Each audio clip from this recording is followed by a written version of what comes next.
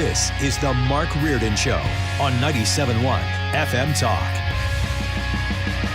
Man, I just looked up at the screen here. We have several of them in the studio, and I think that was on Channel 4. I don't know what it is. It doesn't really matter. But they were showing the weather, and I guess we have really, really strong wind gusts moving in tonight until tomorrow morning. So the time frame that I saw, maybe Dave Murray even said something about this moments ago, and I wasn't paying attention, was about 11 p.m. tonight or 10 p.m. tonight until 11 a.m. tomorrow. So, they were talking 45-mile-an-hour gusts, Sue. That's relatively, I would say that's significant, isn't it? It's unappealing. Yeah, but then there's some rain and maybe, as you heard Dave say, a little bit of a snow mix for the weekend. Look, I am, if anyone, here's the offer I'll make here this afternoon to the audience. If someone would like to take my daughter for a few days on a trip somewhere or just keep her busy, because I'm off Monday and Tuesday, and it's going to be crappy weather, and I literally have no idea what to do with her. You know what she says? She goes, well, we can go to the mall. I've been wanting to go to the mall with you. I'm like, okay, yeah, we can do that. We can, have a little lunch, but that's not going to fill the entire time. Okay, we have thought about many things. The indoor putt-putt, the swing-around fun town. I may check out that indoor putt-putt thing. Yeah, I think, wait, swing around fun town. Well, Somebody that's outdoors. That up. That's outdoors, though, for the most part. That's in Fenton. Okay, then. She does Sky Zone and stuff Sky like Zone. that. What about that? Well, I don't do that. Yeah, but you could take her there and watch.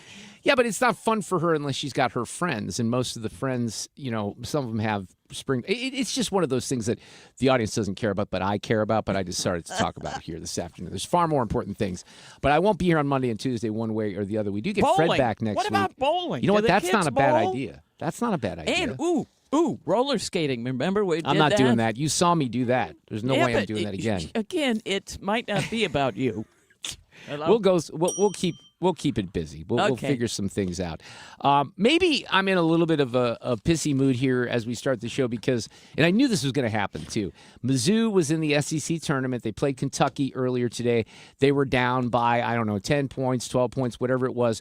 They finally, and this is what they do, they make it interesting toward the end of the game. With 2 minutes left, they took the lead over Kentucky, and then, they lost. No, they lost because they couldn't hit free throws in the end. So I'm in this real, angry position where, what's happening right now is we're trying to decide which teams are good enough to go on to the NCAA tournament.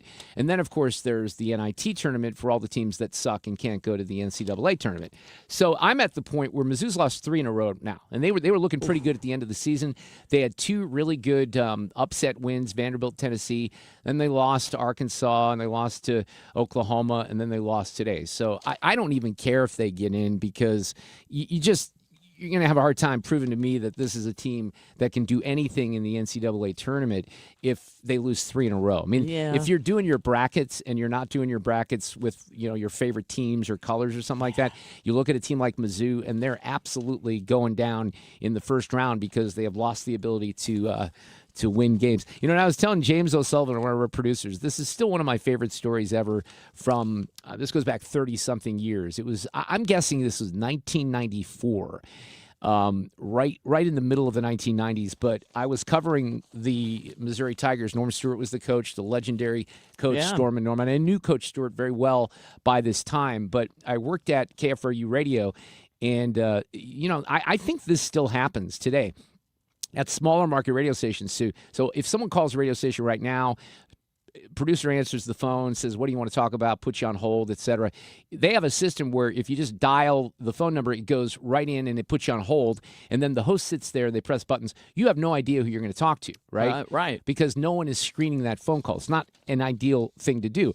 But one night and this was a year that Mizzou was supposed to be really, really, really good, and Coach Stewart had taken them to Australia in the summer to play in a tournament, and there were really high hopes for the team, and I can't remember how high they were ranked, but they just ended up sucking, right? So they get to the end of the season, and they don't get an NCAA bid, and then the question is, should they go to the NIT? So I'm on the radio. It's like 5:15 one evening, and I'm talking about whether or not they should go to the NIT tournament. I said, no, I think these guys, they suck. They don't deserve to play in a postseason tournament. So my phones start ringing, and I punch the phone line, and the first thing I hear is, Mark, Norm Stewart. And I'm my gosh. Right, and I'm like petrified at first because I think he's going to yell at me. Now, again, I knew Coach Stewart pretty well at this time, right? We were very friendly. I was doing some advertising for a restaurant that he co-owned called Chris McDee's, and we got to know each other very well. So when he called, it caught me off guard, but he went off on his team. Ooh. He hated the way that they were practicing. He started calling them the little campers. He goes, Mark, let me tell you what happened here with the little campers this morning, because I told them if they wanted to be in this tournament that they had to make that decision on their own, and the little campers decided they wanted to play in the tournament, so that's what we're going to do. Well, then they host the first game, because when you do the NIT, the first rounds are, on your home court.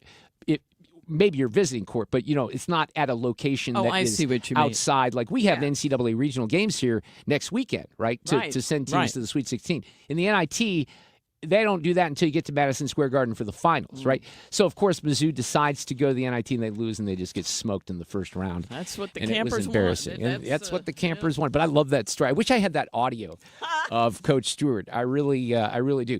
All right, so let's talk a little bit here. We have a full show lined up, including Leland Vittert from NewsNation. But, Sue, I don't know if you're dialed into Lobstergate and all the things that go along with it. I don't think so. The big story that was making the rounds in the last couple of days is that Pete Hegseth in the Department of War, and he's just being irresponsible. He's spending millions and millions of dollars on lobster and steak and all this other stuff. So Seth Meyers, who I still consider one of the least funny people in all of late night television, I don't know how he survives. I think his show did get canceled. But so, of course, the late night guys, they only do politics now. They don't try to be funny, so he has to cover it. But it's true. This administration will account for every penny they spend. They said they would cut wasteful programs like cancer research, food for children, and they kept their promise. From now on, the government will only spend money on stuff we absolutely need. Uh-oh!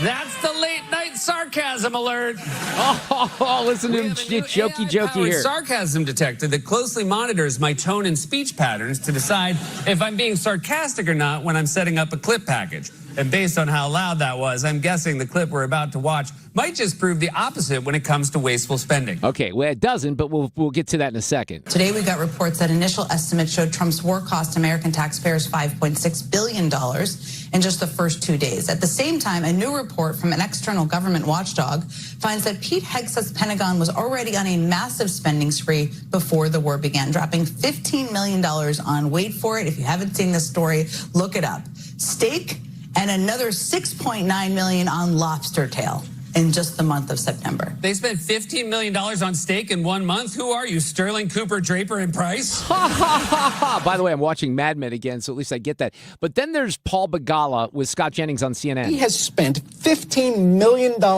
in 1 month for ribeye steak, $6.9 million for lobster tail, $225 million for furniture. He spent more in the month of September than most countries on earth spend in their defense. Paul, do you believe himself? Lobster tails? Do you believe while our troops are eating MREs? No. Lobster tails? Do you believe that?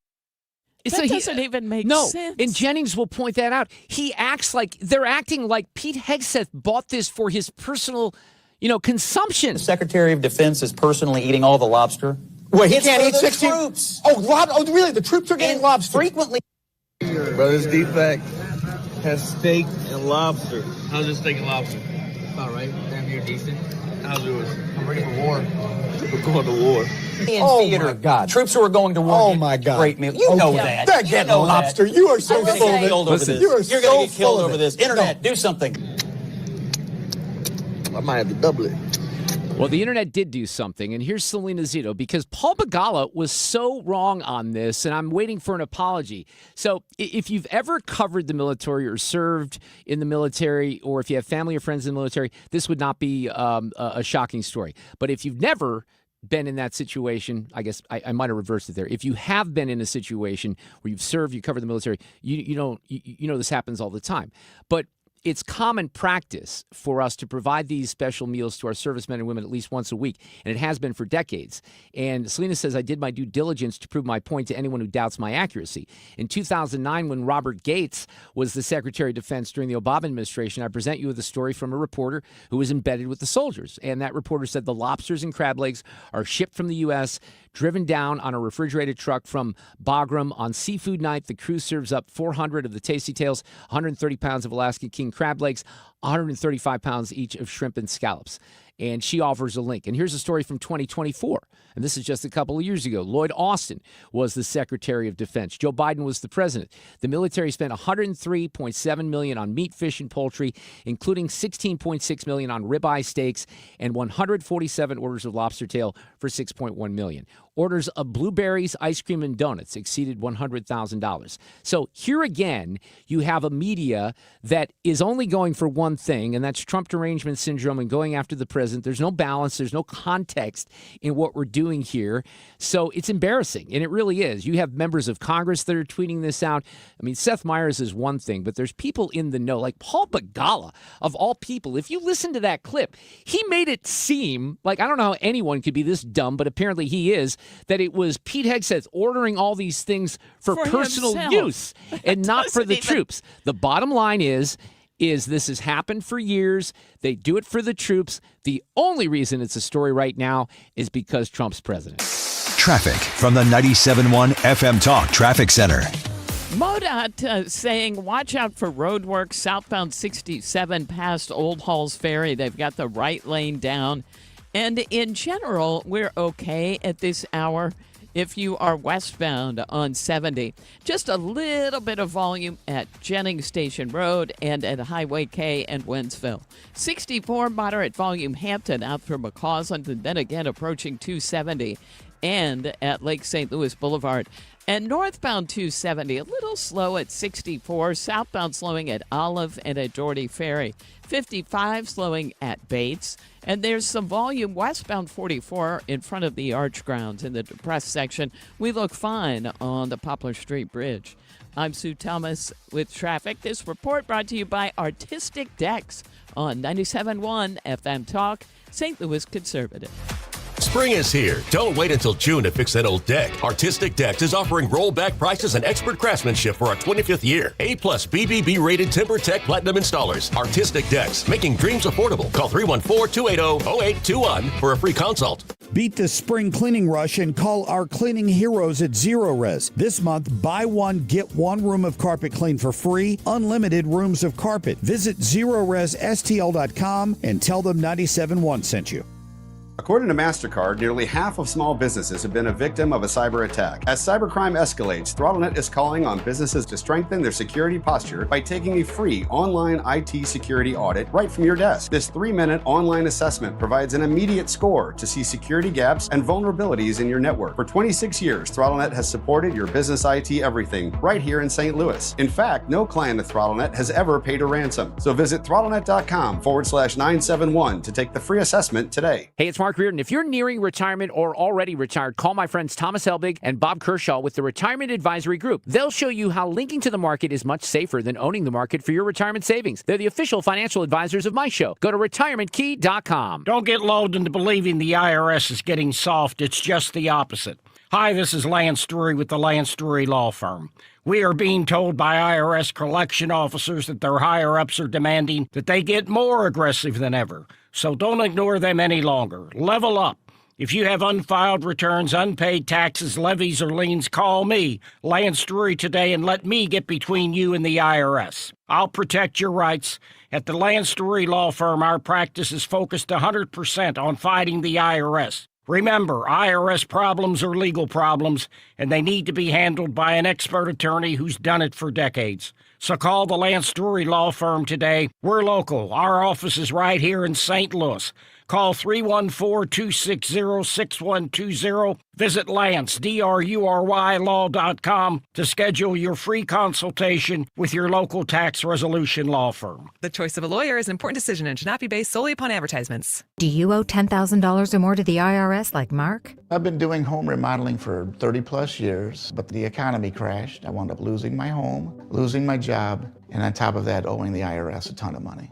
I owed the IRS $114,000. It really, truly was the worst part of my life.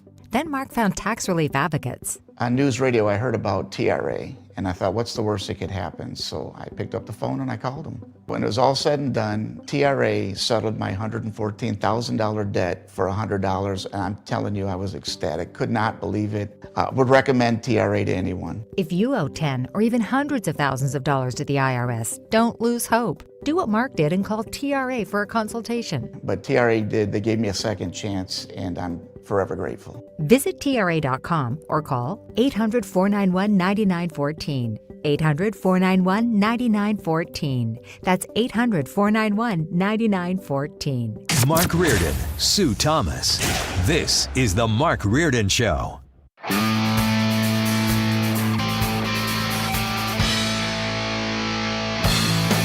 Got Sue's News on a Thursday coming up. Don't forget, Fish Fry Fridays continue tomorrow. We'll do the whole show from St. Mary Magdalene and Brentwood, and we can't wait to see you there. Yay! Leland Vittert is back with us, NewsNation host. He's a St. Louis native. Of course, he's just written a book called Born Lucky, A Dedicated Father, a Grateful Son, and My Journey with Autism. He's with us from Washington, D.C. this afternoon.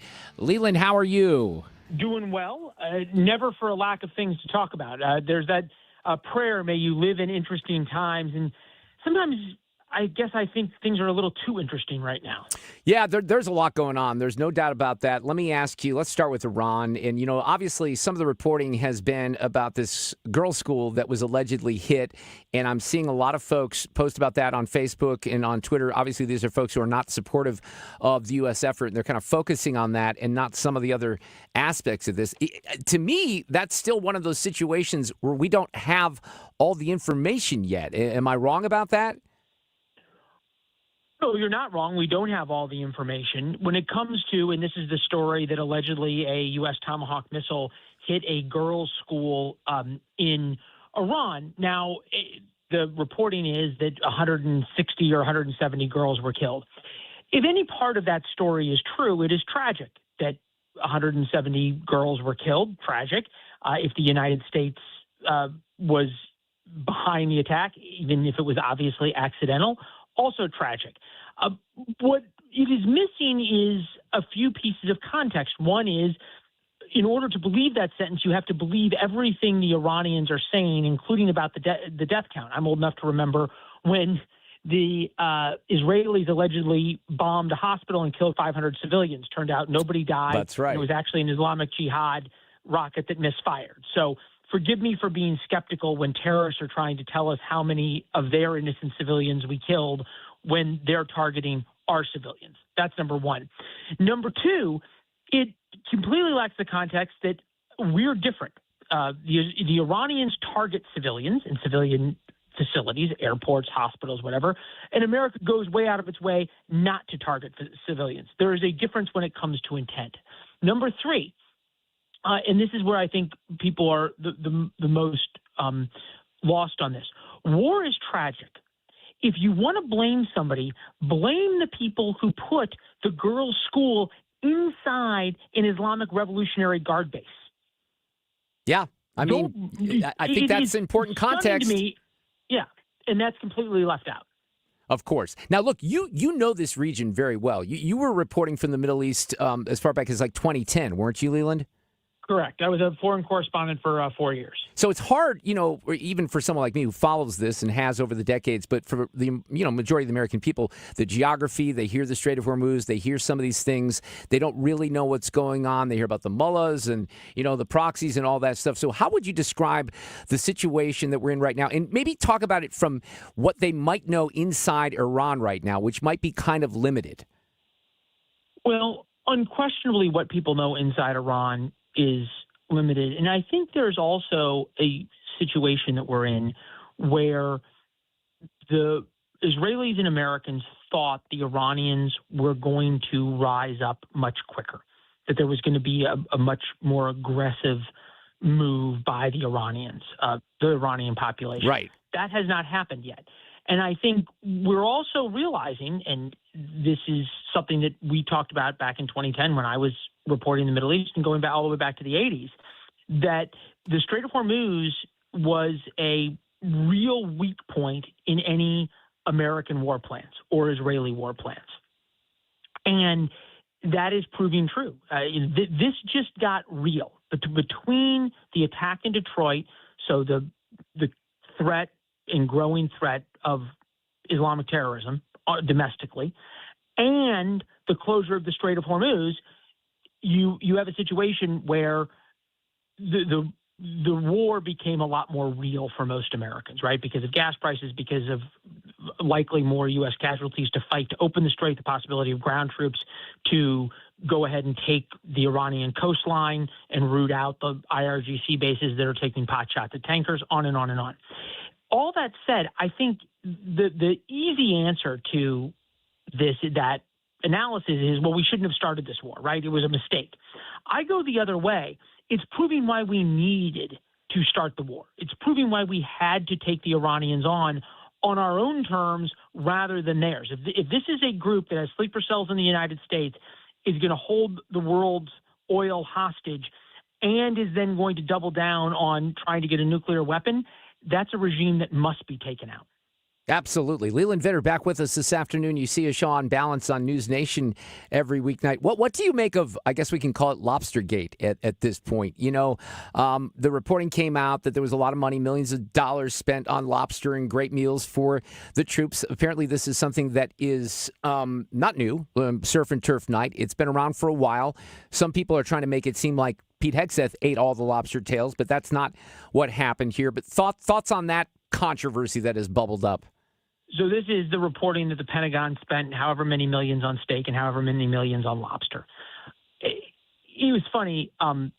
There was somebody on my staff who sent the reporting to me yesterday, and I said, yeah, that's what the military serves troops on surf and turf night. That's part of the military. And it is, I think it shows a reflexive nature that whatever can be used to attack Donald Trump at all, including his cabinet, will be used no matter what the real facts are. And there's plenty of reasons to criticize Donald Trump. There's plenty of reasons to criticize the administration. We do it every night. That's what journalism is about. But what I would say to those who use what you're just talking about, Lobstergate, it just cheapens everything. In the same way that, you know, once you reveal as a journalist that you're rooting for one side or the other, which is what makes NewsNation different, which is why we don't root for one side or the other, and we don't follow silly stories. Once you reveal as a journalist you're rooting for one side or the other, it calls into question all of your reporting. Well, I agree with that completely, and that's one of the reasons that we track a lot of this bias on this show on a regular basis. What would you make and how would you explain, or I guess I would say handicap, the SAVE Act at this point? Look, President Trump wants this passed. There seemingly was an offer on the table to endorse someone in Texas, and if the other person gets out, I mean, Ken Paxton said to John Cornyn, if you support getting rid of the filibuster and we get the SAVE Act across the line, I might pull out of this race. Now, ever since Trump said he's going to put his thumb on this, he's been relatively quiet. Paxton and Cornyn are going back and forth, but it doesn't look like John Thune's going to blow up the filibuster. So how do you get the SAVE Act passed? You don't. Yeah. And that's a bad failure, right? On the part of, I would say a couple things to that. Number one, trying to trade publicly, getting out of a race in exchange for a vote in the United States Senate. That's one of the reasons Americans hate Washington, D.C. is because of that kind of stuff. It's, I think, really conduct certainly unbecoming a gentleman, much less a United States senator.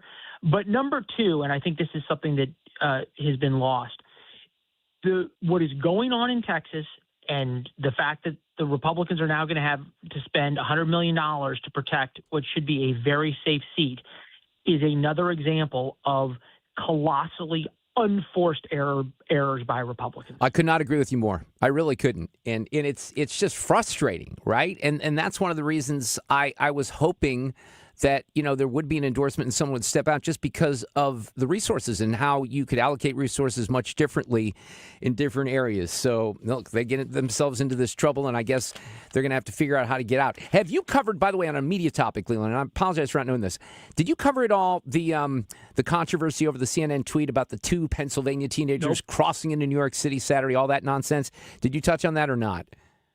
I didn't in either the show or in War Notes, which is our newsletter, warnotes.com, to subscribe for free. I don't do media commentary because I think journalists make lousy media commentators. Our audience cares what's happening and why it's happening. And yes, there are times that the media at all is part of the story, and I think that's true when it comes to the bombing of the school kinds of stories. But the flip side to me is I think there's a lot of people who can do the media commentary. I'm more interested sometimes in just reporting what's actually happening in the thread of it. No, and I understand that. But, like that's why what I think is important here, let me go back to Lobstergate for a second, because I like to be somewhat honest with myself about situations like this. For example, I'll give you a real-life example. When you say last summer that you've obliterated the nuclear program, and then you have to go back in 6 months later, I think it's a fair question to say, okay, wait, let's have a little discussion about that. On the lobster situation, I could be honest with myself, Leland, and say, you know what? If there was a Democrat in office and they did something like this and I saw numbers like this, there might be a fair amount of people on my side that are going to pop off on that. But what I wanted to know is the truth. And the truth is that, as you indicated, surf and turf night is a tradition. These are things that have happened over the years. But there's not a lot of folks seeking out the actual truth anymore.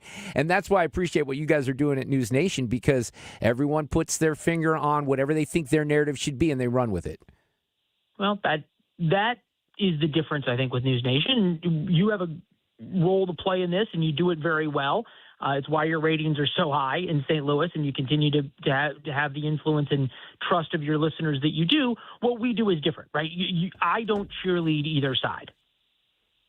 No, and that's appreciated. I think we need more of that for sure. Hey, have you gotten back here to St. Louis? We've had crazy weather. We had a beautiful February. March started okay. It was 86 degrees 2 days ago, and then this morning it was like in the low 30s or 40s again. It's just ridiculous. But you're used to that. You've been familiar with that here. DC's the same way. I was hitting golf balls in short sleeves on Saturday or Sunday. Yeah. And it was snowing today. It's ridiculous, right? But where can I you're smarter than I am. I know. No. Where can I file a complaint about that? I know. Tell me the email address. I get it, and Sue and I, we like to say March is a liar because it's supposed to be. Look, we got the grass and trees are budding and stuff like that, and then on Monday morning it's going to be 22 degrees, so all this stuff's going to die off. But that's just the way it is, and it's probably coming your way to D.C. just a couple of days after that. So congratulations. Well, here we go. There's that old country song about asking how long forever is, right? And forever is for as long as old men talk about the weather. So I guess that says a lot about you and I right now. I think it does. Leland Vittert, always great to have you on. Thank you so much. I appreciate the time this afternoon. All the best. Traffic from the 97.1 FM Talk Traffic Center. Well, we've got delays on 5570 westbound. There's road work at Exchange, and that's created a jam behind it. Also on the Illinois side, road work eastbound 70 at Packers Avenue, headed for the 70-64 split. That's caused a delay. Now we have an accident on 44 on the Missouri side, just south of the Poplar. This is westbound 44. That's created a jam. 55, an accident reported near Bates. Already a slow go there. Westbound 40 is jammed, approaching Hampton out through McCausland. Eastbound 70 jams just as you head from 270 to a point east of there. And out west, some moderate volume headed for the 64-70 split. This report is brought to you by Barron Mirror Glass and Door. They have the largest, most beautiful showroom in all of St. Louis. It's full of the latest, most custom designs. It's located in Chesterfield Valley. There you'll see why they say creativity unlimited, quality unsurpassed. I'm Sue Thomas. That's Traffic 97.1 FM Talk, St. Louis Conservative. Well, I got some great news for those of you who maybe have been sitting on the sidelines and you're wondering if you should refi, and then you think, no, the rates are too high. They're not. They're dropping. And Stuart Rosenblum, Stewie of Stewart's American Mortgage, he'll help you right now. And one of the reasons that you shouldn't be worried about the rates, and they've dropped below 6, and he can explain all this to you. But with the bagel loan that he offers, he's the only one that offers that when you refi, you pay no appraisal fees, no closing costs, no title fees, no broker fees. So it is definitely worth it. If you are buying a home and you take out a loan, you pay 0 lender fees. So the bagel loan is very unique. It's going to save you money. He's very passionate about this and knowledgeable. He's an engaging guy. I didn't even know him until a few months ago. I've heard Annie talking about him for years, but Stewie and his son Jordan handle all the loans, and they can help you. So if you're just even skeptical, if you're wondering, text him. This is his personal cell phone number, 314-324-4440. Another thing that he can do for you, when you're negotiating, you sometimes need to show approval for a higher loan value. With Stewart, you can change your own pre-approval letter, and he can walk you through that. Quick closes, too, as little as 10 days, and a lot of transparency. So the rates have fallen. You may have timed it right with the bagel loan. Call Stewie or text him, 314-324-4440. Google the bagel loan, and you can get a hold of him. NLS number 226715. One of the biggest gifts you can give your family is peace of mind. That's why I trust and recommend Civia Law. They've helped so many families, including mine, right here in our community with estate planning, wills, trusts, powers of attorney, and elder law issues. I've seen how stressful it can be when a loved one passes without a plan. Families are left confused, sometimes tied up in probate court, and it can cost so much in time and money. But with Civia Law, you don't have to worry about that. They'll walk you through everything and even deliver your completed documents in just 2 weeks from your first appointment. And here's something special just for you. Mention the Annie Fry Show, and the first 10 listeners right now will get a free strategy session. That's a $300 value. 833-995-WILL. Just be sure to mention the Annie Fry Show when you call. Civia Law has 7 convenient locations across Illinois and Missouri, including in Edwardsville, Swansea, and Creve Coeur. Secure your legacy and protect the people you love. Call 833-995-WILL. That's 833-995-WILL, or visit civialaw.com. Conservative outsider Jeannie Evans for U.S. Senate. Evans is a proven fighter and the only candidate for U.S. Senate with guts and know-how to get the job done. As an attorney, she took on China and corporate criminals. Jeannie Evans won billions for working families. As senator, Evans will fight and win for you. She'll work to cut taxes and lower the cost of living. Evans believes that keeping Illinois safe will take more than just wishful thinking. It takes courage, and Jeannie Evans has the record to prove it. Evans will always be tough on crime. She'll hold China accountable for trafficking fentanyl and stealing our personal data. Jeannie Evans puts America first. A proven fighter. Conservative outsider Jeannie Evans for U.S. Senate. I'm Jeannie Evans, Republican candidate for U.S. Senate, and I approve this message. Paid for by Jeannie for Illinois. It's time for a $98 AC tune-up. 3:35, this portion of the show is sponsored by Jerry Kelly, heating, air conditioning, electrical, and plumbing. Cutting through the spin. 97.1 FM Talk. St. Louis Conservative.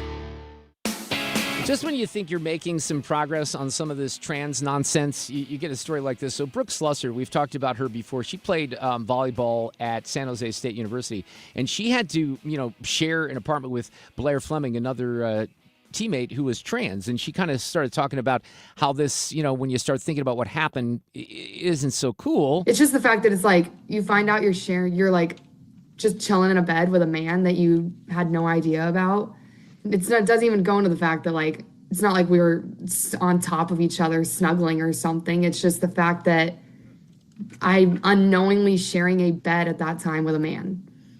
It's just so many little minute things that's like, this is just absolutely absurd. I may be a little old-fashioned, Sue, but when my daughter goes off to college, I'd kind of like to know if her roommate has a penis or does not. Just like a little ask. It's hard to process. Like, I don't even know if I can say I've fully processed it to this day. And it's just, you're told something for so long, you think something for so long, you act very normally about a situation, and then come to find out it's all a lie. You probably would have changed everything that you did, how you acted, the way you presented yourself. Yeah, all those things. Kaitlynn Wheeler is with us this afternoon. She's an NCAA champion swimmer and women's sports advocate. She is an ambassador for XXXY. We love Jen Say and works with Turning Point USA. Hi, Kaitlynn. How are you this afternoon? Hello, Mark. I'm doing great. How are you? I'm good, but it's ridiculous because Brooke is like getting all this backlash for being honest about her situation, and the trans community is coming after her, aren't they? Yeah, no, it's crazy. Brooks is actually a really good friend of mine. We came to know each other through this issue. You know, I lived this issue firsthand. I competed at the highest level of college athletics in the sport of swimming. I experienced what happens when policies ignore biological reality in sports. And so for a lot of people, I think this debate over, you know, men and women's sports and trans athletes just wanting to compete, you know, it happens all over social media and on Twitter and on the news. But for female athletes like Brooke and myself, it's very real. It affects, you know, our podium spots, our records, our scholarships, and even basic privacy in our locker rooms and in our housing. I mean, how horrible it is to hear, even from Brooke's voice and her perspective, what she experienced there at San Jose State. It's horrible what these female athletes are having to go through and continue to go through. I think people think this issue is resolved, but it is still not. We still have a lot of work to do. So, you know, there were people who were responding to Brooke's story saying literally nothing bad happened to her. The trans woman was her friend, and now she's being vilified for doing nothing. Riley responded this way. She said, a man lied about his sex. A college girl was stripped of her ability to consent. When she learned his sex, she said no. People like Evan Loves Wharf think that, that's the guy who was posting about this, think the man in this story is the victim, all while claiming to be a fierce defender of women's rights, mind you. He isn't, which is an excellent point there. But it's unbelievable how many people get involved in stuff like this. I mean, again, the way I led into you is I'm thinking about my daughter. One of the reasons that I'm so passionate about this issue, and, you know, you probably know, Kaitlynn, that Jamie Reed's from here in St. Louis. We've been on top of this story, you know, even before that happened 3 years ago. But that's been a big issue because of Children's Hospital and Washington University. I'm amazed at the progress that's been made thanks to Riley and you and Brooke and Olivia Krolchek and so many others. But then you still see the reaction by folks out there that just don't have any comprehension. Like, if it was their own daughter, how would they feel about that, right? Absolutely. I mean, that's what we're dealing with here. We're dealing with the future of women's sports. We're dealing with the future of women's rights. And I think the most important thing that people can do right now is ignore social media, ignore what the comments say on your posts. But what we need to do is we need to actually listen to the female athletes. And, you know, for a long time, the voices of women competing in these sports were ignored in this conversation, but we are now the ones who understand what's at stake. People can also support policies that preserve fair competition and encourage our leaders and schools and athletic organizations, and also hold them accountable to the law, to Title IX, and ensure that female athletes have these equal opportunities to compete and succeed, and also have the safety in our locker rooms and our bathrooms, because we should never have to worry about men in our locker rooms, in our bathrooms, invading our privacy. I mean, it's horrible to think, and it's horrible to think about, you know, my future kids and what they may have to experience if things don't drastically change here. Kaitlynn, you were Riley's teammate, right? Yes, I was at Kentucky. What I've heard from, you know, she's told this story, and other female athletes have told the story of being in these uncomfortable positions and maybe wanting to say something about how this is an issue of fairness, but then get pulled into, you know, a coach's or administrator's office, and they're told that this issue is bigger, like the moment is bigger than you. And there have been some people that have sort of changed their minds because they've been convinced that that's something they should focus on. Was that ever something that you were put in a position to be asked to do? Oh, I mean, absolutely. I think the emotional blackmail was real from, you know, all aspects. But I really do think that it's if not more important now, to stand up for yourself. I think that's something I had to learn for sure, and that's something Riley had to learn. And that's why we speak up now, is to encourage the young female athletes out there, the young girls out there, that when they feel uncomfortable or they feel, you know, that something is wrong, to speak up, to tell someone, because most likely you're not the only one going through that. And so a lot of arguments we hear, too, is that there aren't very many, you know, men wanting to compete. There's not many trans out there. So, you know, we shouldn't worry about this. But the reality is that it only takes one athlete. It only takes one man in one race, one competition, or one roster spot to change the outcome for all female athletes. You know, a single man can take a championship, a scholarship opportunity, or a spot on a team that a woman who trained her entire life. I trained 18 years in my sport. So you're putting a lot of time and effort. People are missing are saying these numbers are small, but they're missing the point and the impact, the real impact that it has on women who compete directly against them. And I think my daughter just turned 11 years old, and I've heard a couple of discussions sort of eavesdropping on friends. I think they're mildly aware of the trans issue. I haven't really gotten into it with her. But what I do know is with we have a high school girl who lives next door, plays softball, and you might remember last year it was, I think, Minnesota, where there was this one kid that was pitching a boy, smoking the girls, wins the state championship. And, my neighbor on this softball team in our school district, they were aware of that. The girls were talking about it. They knew what was going on. So these younger kids in high school, they see, the playing field that is occurring out there, and they're watching for, adults to be leaders, I think, here and do the responsible things, because fairness is one of the most important things. How anyone can defend this, I just can't believe it. I really can't. Absolutely. I agree. And parents do. They need to stand up for their kids. They need to protect them, and don't be afraid to. Don't let these organizations bully you into silence, because silence means complicity. And if you're complicit in this, man, we got some way bigger issues in store for us.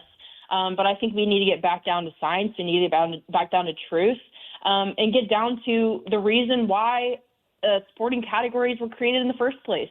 The differences between male athletes and female athletes, even after puberty, greater muscle mass, higher testosterone levels, larger bones, larger lung capacity, all those advantages are exactly why women's sports were created as a separate category, and the entire purpose of having another category. Very well stated, Kaitlynn Wheeler. Thank you so much for coming on here this afternoon, because it's an important issue. We like to cover it as much as we can, so I appreciate it. You have a great week. Thank you, Mark. All right, take care. Traffic from the 97.1 FM Talk Traffic Center. Well, if you are hitting the road, let's say, leaving the office, westbound 70 is not bad. It's a little bit slow, though, headed out toward Jennings Station Road. Then you get a break, a little slow at Lindbergh, and again at K and Wentzville. So spotty volume, and that's what we have on 64 as well. So that's approaching Hampton and Lindbergh through 270, and it's picking up some slowdowns out at Lake St. Louis Boulevard. It's moderate volume southbound 270 Page in pockets down through Gravois. We've got really slow traffic at Bates, but also a jam. There's an accident reported north of 141 that's created a delay through there. At 44 is slowing westbound right in front of the Arch grounds. On the Illinois side, road work causing delays. Eastbound 70 at 64 and westbound 5570 at Exchange. I'm Sue Thomas. That's traffic. 97.1 FM Talk, St. Louis Conservative. The Illinois primary. This is where your vote matters more than ever, because it's where turnout determines which candidate gets to the ballot in November. Vote this Tuesday. It's for our Illinois residents at 97.1 FM Talk. Visit 971talk.com/events to find where to vote near you. This is attorney Todd Nissenholtz of Kaufman Townsend. Many of our clients are victims of negligent drivers. They put their trust in us, and we help them recover physically and financially. Their words carry more weight than ours. They guided me through every step of the legal process with clarity and expertise, ensuring that I always felt informed and supported. Injured? Call Kaufman Townsley. It costs you nothing to call, but may cost you everything if you don't. Call 314-777-7777. 100 years. That's how long Overhead Door Company of St. Louis has been repairing and replacing garage doors. A century of trust in St. Louis. Always look for the iconic red ribbon of Overhead Door Company of St. Louis for same-day repair service and no extra charge for evening or Saturday service. Trust your friends at Overhead Door Company of St. Louis. Schedule online at overheaddoorsstlouis.com. That's overheaddoorsstlouis.com. What if every time you spent money, you saved money too? With Achieve It Checking from Together Credit Union, you can do just that. Every debit card purchase is rounded up to the nearest dollar, and the spare change goes right into your savings. And here's the best part. Together Credit Union boosts your progress by matching qualifying savings, up to $8 a month. It's a free checking account that helps you achieve more automatically. Learn more, or better yet, enroll today at togethercu.org. Together Credit Union, federally insured by NCUA. You can feel the Clydesdales circling the field. Hear the stands come alive. Smell the hot dogs, the popcorn, and cold beer in the air. See the crowd rise as the first pitch hits the glove. And just like that, A new season begins. The countdown is on until opening day, and tickets start at just $49. Don't miss St. Louis's favorite holiday. Get your tickets at cardinals.com/opening day. Cardinals single-game tickets are now on sale for the 2026 season. The schedule delivers big-time matchups, including weekend series against the Cubs and Dodgers, and visits from the Boston Red Sox. Add in a promotions calendar stacked with fan favorites like all-new giveaways, a Hawaiian short and shirt set, golf-inspired hat, dark mode jersey, and a whole lot more. It's Busch Stadium at its best all season long. Lock in your seats today at Cardinals.com.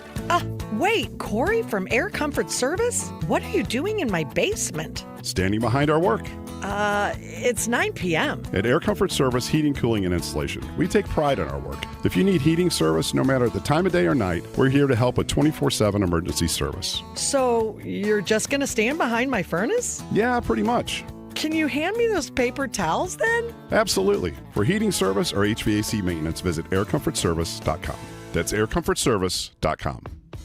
Nothing makes a gathering great like Eggland's best eggs. They're just so delicious with better nutrition, too. For us, it's eggs any style, as long as they're the best. Eggland's best. Better taste, better nutrition, better eggs. This is the Mark Reardon Show on 97.1 FM Talk, St. Louis Conservative. You know, yesterday I went over this story, and it was maybe a little bit in the Hollywood weeds, but I thought it was interesting because Timothée Chalamet, who's nominated for Best Actor, I think he's a really, really good, young, talented actor. I've liked his work quite a bit. He was really good in the Dylan biopic last year. But he was doing an interview, and he sort of ripped on... I don't even know if he was ripping on opera and ballet, but he basically was making a statement that he did not want to work in an art form like acting. And you're talking about all this AI stuff and everything that's going to be, you know, like a dying art form like opera and ballet. Well, all the people out there in opera and ballet, and what there have to be at least 22 of them across the country, got really, really upset at Timmy. And they started blasting him in the trades and on social media, etc. And, you know, yesterday I read a piece on the air from Billy Binion, who writes at the Free Press and has been an opera singer, and wrote, you know, basically, yeah, you know what, he was right about this. Unfortunately, this is an art that died down. And he even talked about one of the biggest opera companies in the country not having any money in their bank accounts. So look, it's what Billy Binion said is this is indisputable. You know, what Timothée Chalamet said is real. It's, you know, face the facts. Of course, you're going to take it personally if you're someone who is a ballet dancer or something like that. But one of the people, and this is fascinating to me because what I'm about to explain to you never happens. I mean, you tell me when it's ever happened before. So what I said just a couple of minutes ago when I did this story yesterday is a lot of celebrities and other people kind of glommed on here to make fun of Timothy and basically say he's wrong. And one of them was Doja Cat. Do you know Doja Cat? Oh, yeah. Who sings art? I like quite a bit of her music, right? So she apologized and she took her tweet down. But listen to what she said, because this is really remarkable. Her explanation is this. I took it upon myself yesterday to kind of give it to the man because there is a culture based around outrage and things like that, and people want to feel like they're part of something. It's a need to connect, whether good or bad. What I was doing yesterday was virtue signaling because I wanted to connect, and I knew that Timothy's goof up was something that I could leverage in order for people to connect with me and F with me, she continued. And it's easy. She says it's a modern way to garner clicks, likes, approval, and all kinds of things like that from people. And so I did that yesterday, and I didn't really think about why I was doing it. She admits, I don't know anything about opera. I don't know anything about ballet. I've never been to either shows. So she's basically apologizing for her response. But to specifically, this is the part that really, to specifically admit to virtue signaling, which is exactly what the Hollywood types Nobody do. does that. Nobody admits to it. No. I mean, we all call them out. This is Yes. what you're going to see. The Oscars are, what, I think a week from Sunday. Yeah. They're going to, you know, wear their red ribbons or something for somebody. I don't know. Maybe it's going to be for the 160 young children who were killed, if that even happened in Iran. But they won't talk about the 35,000 Iranians, including many children, who were wiped out from the regime. So I just thought that was a very interesting response from Doja Cat admitting that. And by the way, what she said there is absolutely right. People do this stuff for clicks. And what I was talking about earlier in the show, I think is a really good example of this, because I see a ton of people on Facebook posting about Lobstergate. Now, with Leland, I admitted this, Sue, okay? I promise you, and you know this is true, if Kamala Harris was president and whoever the heck was her defense secretary, and all of a sudden a story gets out there that defense secretary is spending millions of dollars on ribeye and lobster and all this stuff, I guarantee you that a good portion of the right wing would have lost their minds on this, the same way that the left is, right? So what really, the only thing that's important here is because people want to click, and what I've seen on Facebook is everyone ripping Trump for this and look at all the waste. The bottom line is what's true. What is the truth? The truth is it's been going on for a long time, okay? And these expenses are not out of the ordinary. These are men and women who put their lives on the line, and, you know, a couple of times a month they treat them to good dinners outside of their MREs. And if you match it up with expenses from when Obama was president or even 2 years ago when Joe Biden was president, the numbers are virtually the same. They're maybe a little higher because of inflation, but it's not like this is some wackadoodle budget that, you know, Pete's putting his finger on saying we're going to buy ribeyes for the troops. This is a tradition in the military, but it didn't matter to people on Facebook who just want to put stuff up like that.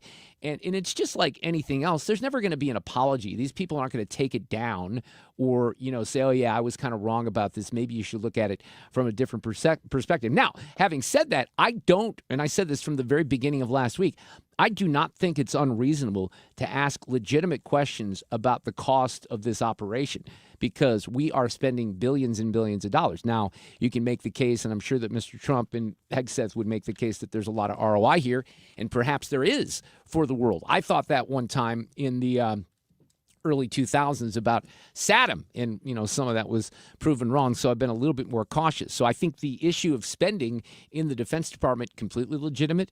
It's up for, you know, debate and Q&As, but this other nonsense, when other administrations have done exactly the same thing, it's just ridiculous. But that's what the legacy media does on a regular basis. We'll take a break. We're coming back here. We got Sue's News on a Thursday. A reminder that tomorrow we are on the road. And by the way, all the Fish Fry broadcasts sponsored by Apache Village RV Center. They are outstanding. We'll be at St. Mary Magdalene in Brentwood tomorrow. Come on by, visit the show. We'll have the Roundtable Live in the 3 o'clock hour. We'll do Sue's News Live in the 4 o'clock hour. Cusimano, Paul Hall, and Entertainment. We've got a couple of special things that we're working on for the 5 o'clock hour, and I'm hoping they come through. We'll keep you posted on that. Traffic from the 97.1 FM Talk Traffic Center. Watch out for an accident southbound 55. It's south of Butler Hill.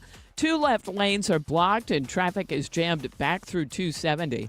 And it's kind of jamming up southbound 270 drivers trying to make that merge onto southbound 55. We've got westbound 40 already lined up near Kings Highway, out through an accident reported just past Clayton Skinker. Eastbound is slow, 170 through Big Bend. Westbound picks up volume again at 270, and then west of Winghaven, out to an accident near Lake St. Louis Boulevard. Now 70, some moderate volume out of downtown, but an accident reported near K, and that's created a jam there. On the Illinois side, road work westbound 5570 by Exchange causing delays, and eastbound 70 at 64. I'm Sue Thomas, and that's traffic. 97.1 FM Talk, St. Louis Conservative. It's time for a $98 AC tune-up. Honey, I found the one. Oh, I thought I was the one. Oh, you are, but this one's certified, background check, shows up on time, and can install all the ceiling fans. Heating, cooling, electrical, and plumbing. Trusted pros who do it right. Well, this is a perfect time. Look, I looked at that forecast for the overnight tonight into tomorrow morning. Really, really high winds. Now, we're going to hope that, in fact, you don't have a situation where the power goes out. But let me talk about Generac home standby generators and your opportunity to get a free estimate on a Generac home standby generator from Generator Supercenter here in St. Louis. They're the nation's #1 Generac generator dealer. Big differences between Generator Supercenter and competitors. Some of the competitors are like HVAC guys, and they don't specialize in these. And then you get a situation where competitors use aluminum wire to save money or scrap wire. That's not a good idea. You're going to get a top-notch, high-quality generator from Generac, the #1 dealer in the country, and it's going to kick in right when the power goes out. Whether you're home, whether you're not home, you don't have to worry about it. Financing is available. They have a showroom in Chesterfield on the Airport Road, or just call 314-499-2020 or Generator Supercenter of St. Louis.com. That's Generator Supercenter of St. Louis.com. When you're approaching retirement, there are a lot of questions to answer.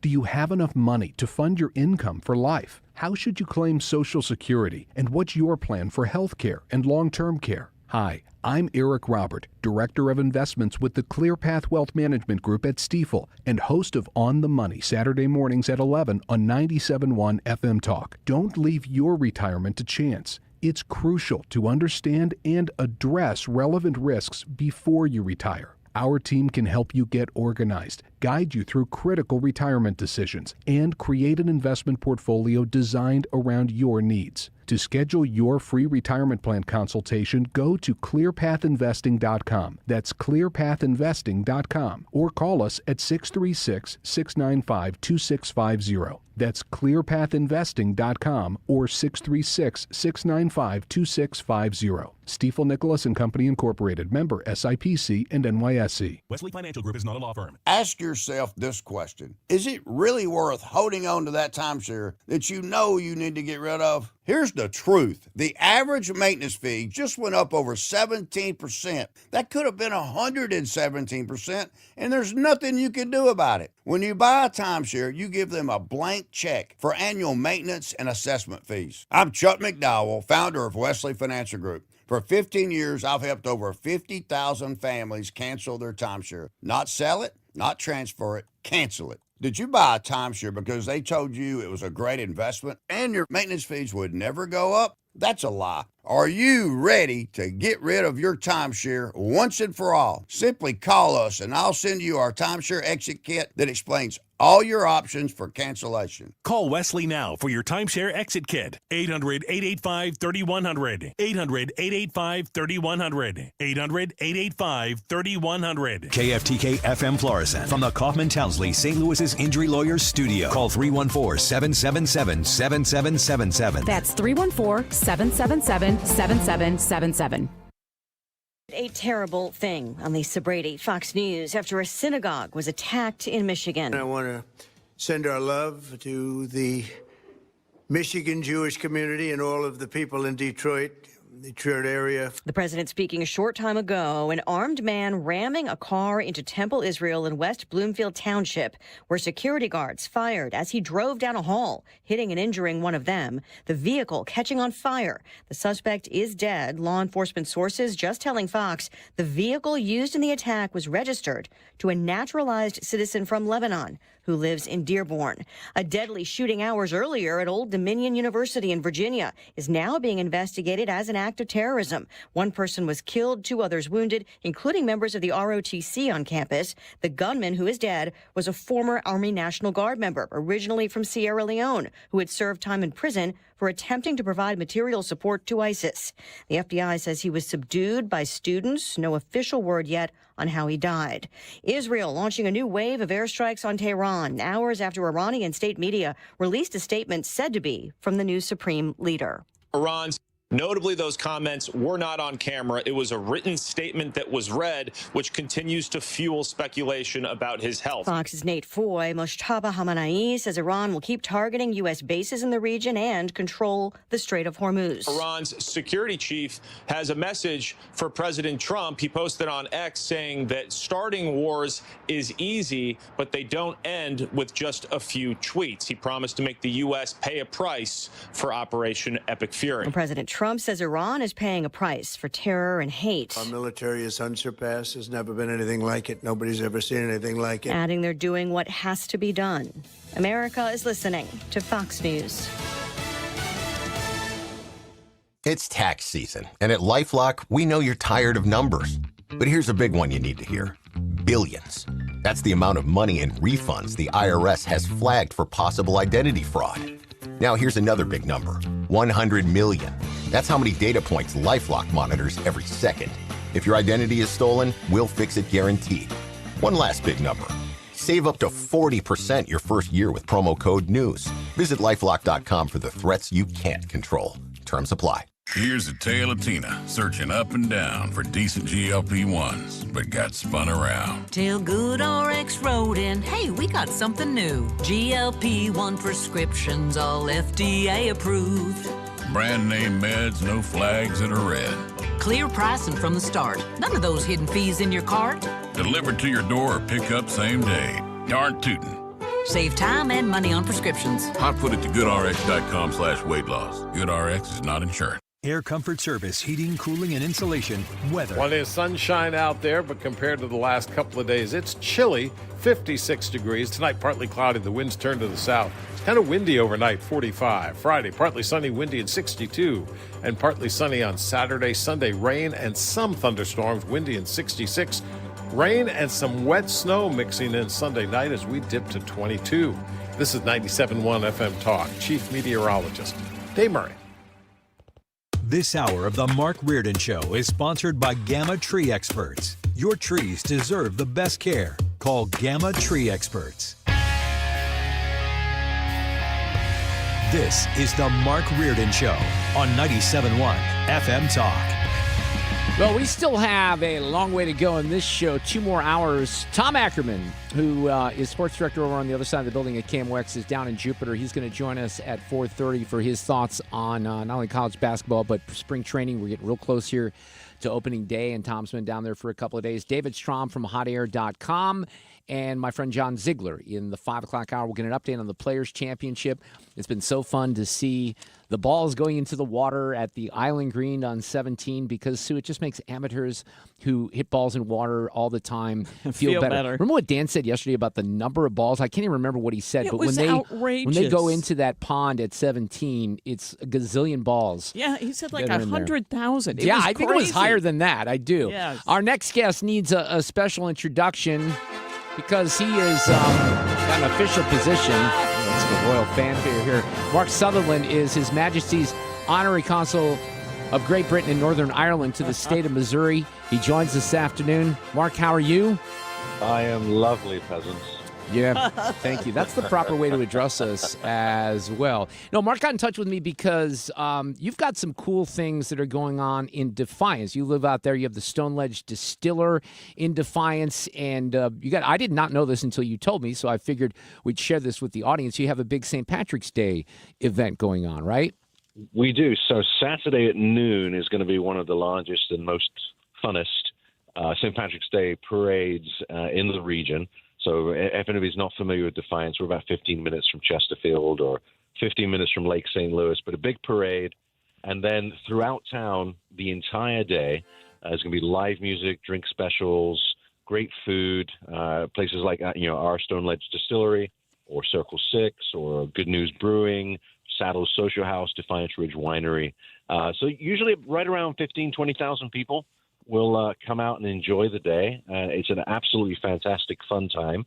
And 65 degrees is, you can't ask for anything better. No, that's pretty good, especially compared to Monday morning when it's going to be 22. So I think you have a window on Saturday we do. To at least enjoy the weather a little bit. Well, that's awesome. Is there a website or anything that people can go to find information? Just go to defiancemissouri.com, and you can also go on Facebook, of course, and find all the information. But the big thing is parade starts at noon, roads shut down at 11, so get there before 11. And then from 1 o'clock onwards, there's live music pretty much everywhere, and great food, great drinks. We'll have a lot of drink specials at the distillery as well, right at the S-Curve in Defiance.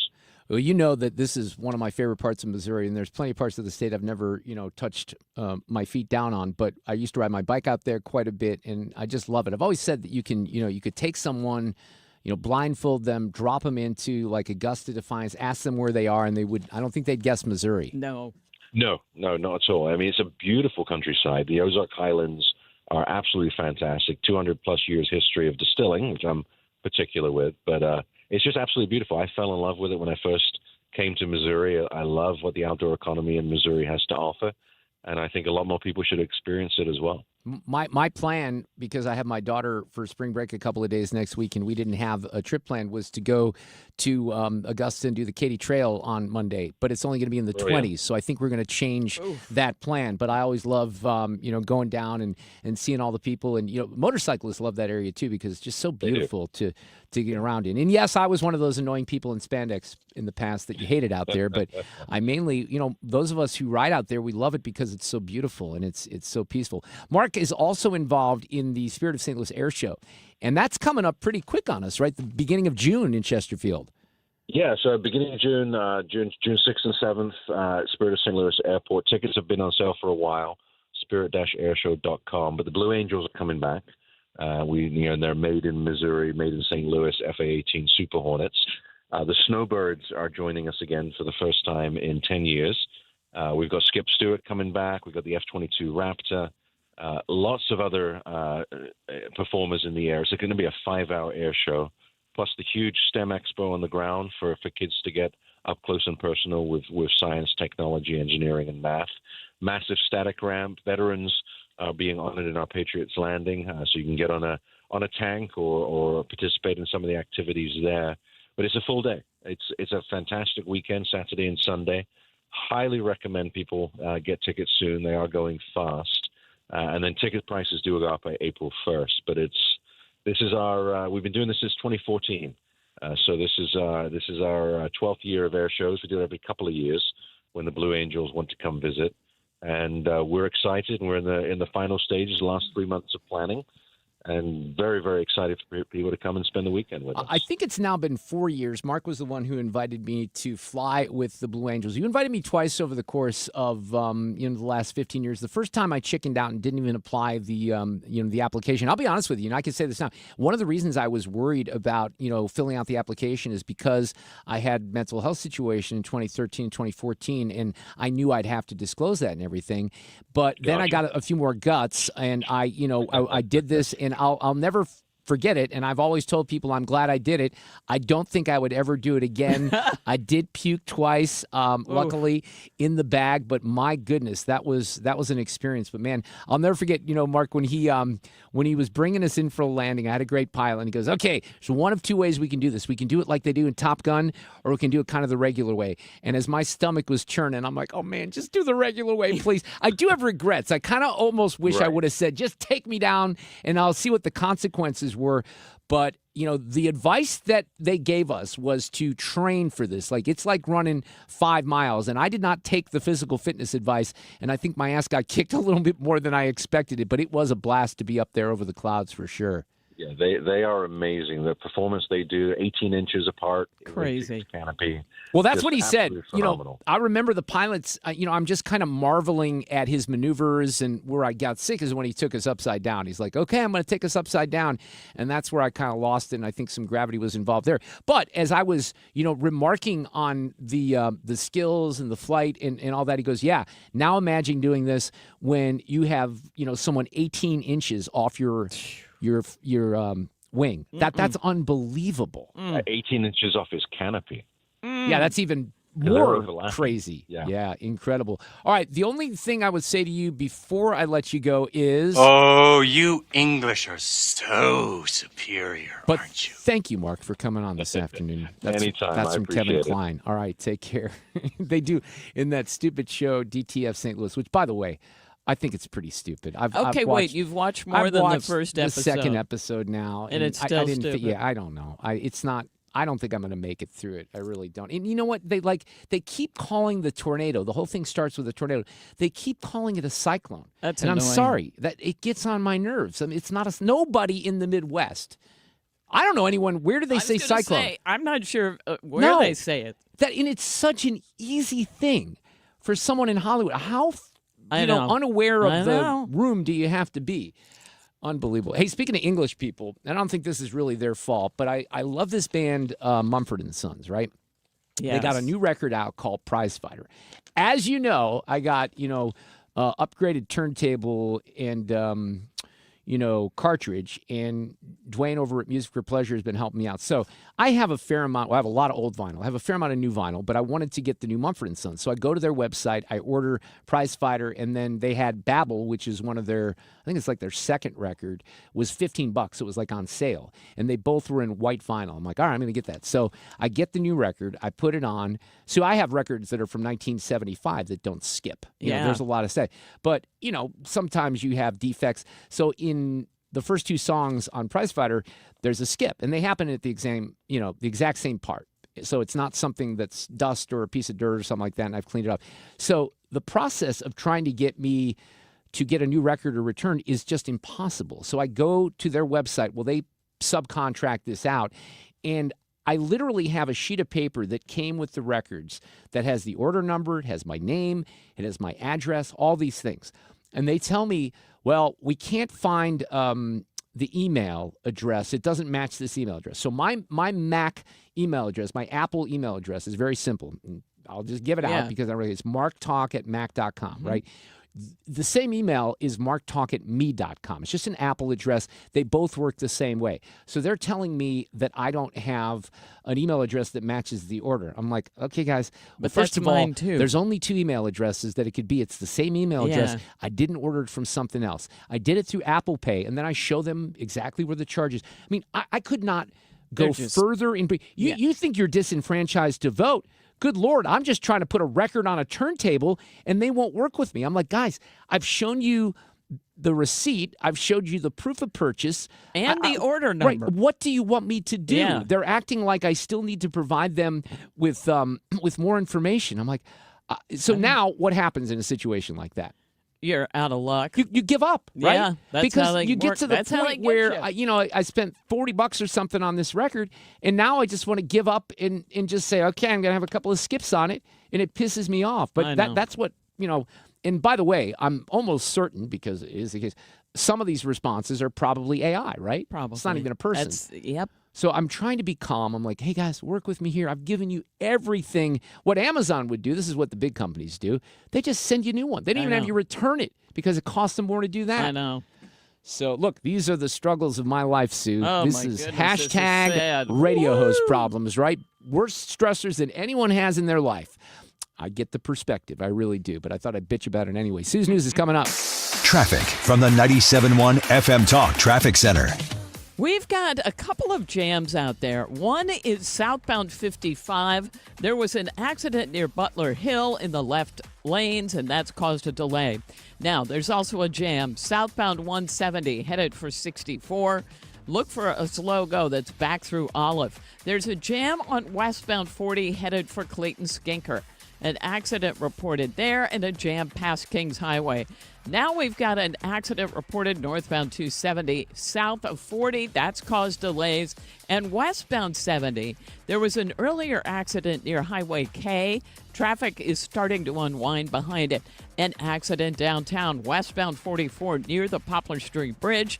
That's created a huge jam. And road work causing delays eastbound 70 on the Illinois side at 64. I'm Sue Thomas, and that's traffic on 97.1 FM Talk, St. Louis Conservative. Well, I want to spread the great word about Michael's Flooring Outlet. And one thing I can guarantee you, you're going to get top-notch, experienced customer service. They really care about working with you and your project. Mike and the team are great. They have awesome locations. They are closed on Sundays, so keep that in mind if you're thinking about a flooring project. You're heading into the weekend.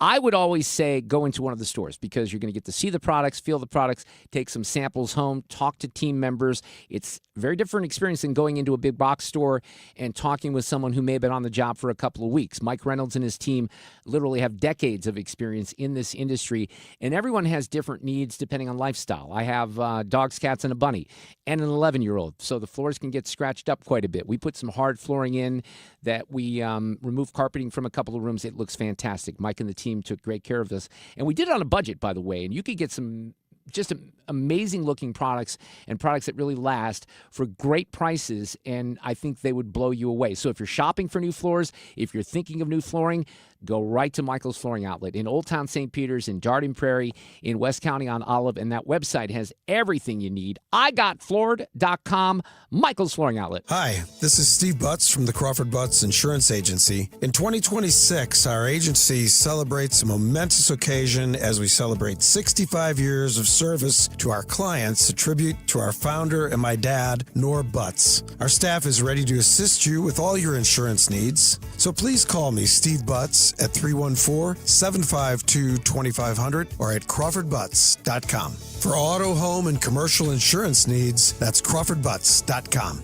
New tax resolution firms are popping up every day with high-paid celebrity endorsers, advertising ridiculous claims in their TV ads. That's why they have the tiny, unreadable disclaimers at the bottom of the screen. Hi, this is Lance Drury with the Lance Drury Law Firm. Our ads never have those ridiculous, fast-talking, tiny disclaimers at the end because, simply put, there are no guarantees when it comes to the IRS and wiping out tax bills. And we don't make promises we can't keep. Of course, there are ways the Lance Drury Law Firm can help resolve your tax debt, but no company can guarantee it will eliminate it. This is why their clients call the Lance Drury Law Firm when those promises don't pan out. If you have tax problems, you have legal problems, call me, Lance Drury in St. Louis, at 314-260-6120 or visit Lance, D-R-U-R-Y, law.com to schedule your free consultation with your local tax resolution law firm. The choice of a lawyer is an important decision and should not be based solely upon advertisements.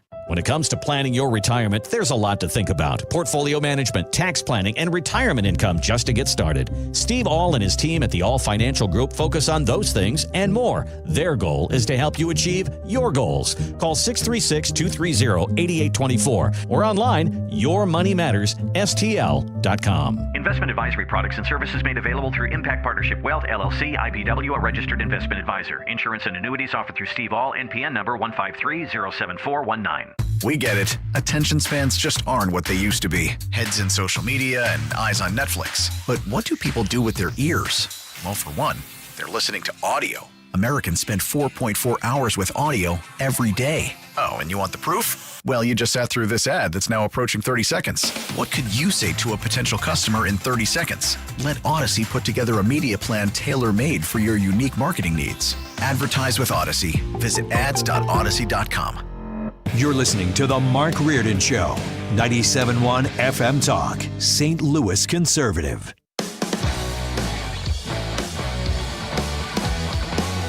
Well, Fred is still out. He'll be back on Tuesday. I'm actually taking a couple of days off next week. We have Tom Ackerman coming up. Ethan and I are going to talk baseball and some college hoops with Tom at the bottom of the hour. Let's do this, though, on a Thursday afternoon. We'll do it live tomorrow at the Fish Fry, of course. These allegations are deeply concerning. Does the president have any comment? We're not going to comment. It's not clear messaging.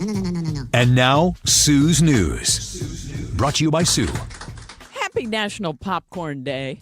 Doesn't that sound good? Boy, doggone it, this bell is broken. Sounds a lot better at the High Point Theater. That's where it sounds really that good. is where they have the... Oh, you're so right about that. And you watch them pop it. Yeah. And then you say butter, and you say just a little, and they'll do that. Oh, thank you, And is that Ethan. place even open anymore? I don't Yeah. really think Oh, it is. yeah. They show In movies? fact, oh, yeah. Okay. They're having a special... Thank you, Ethan. About they're going to play old Oscar winners and some upcoming. So if you go to look that up, it's really the best place to see a movie.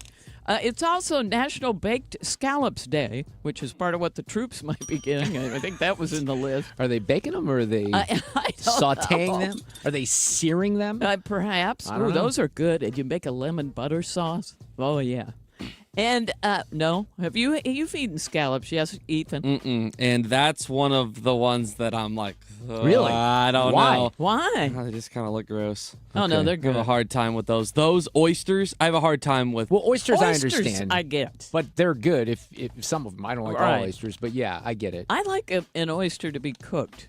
I'm not gonna. I like both scallops. What even are scallops?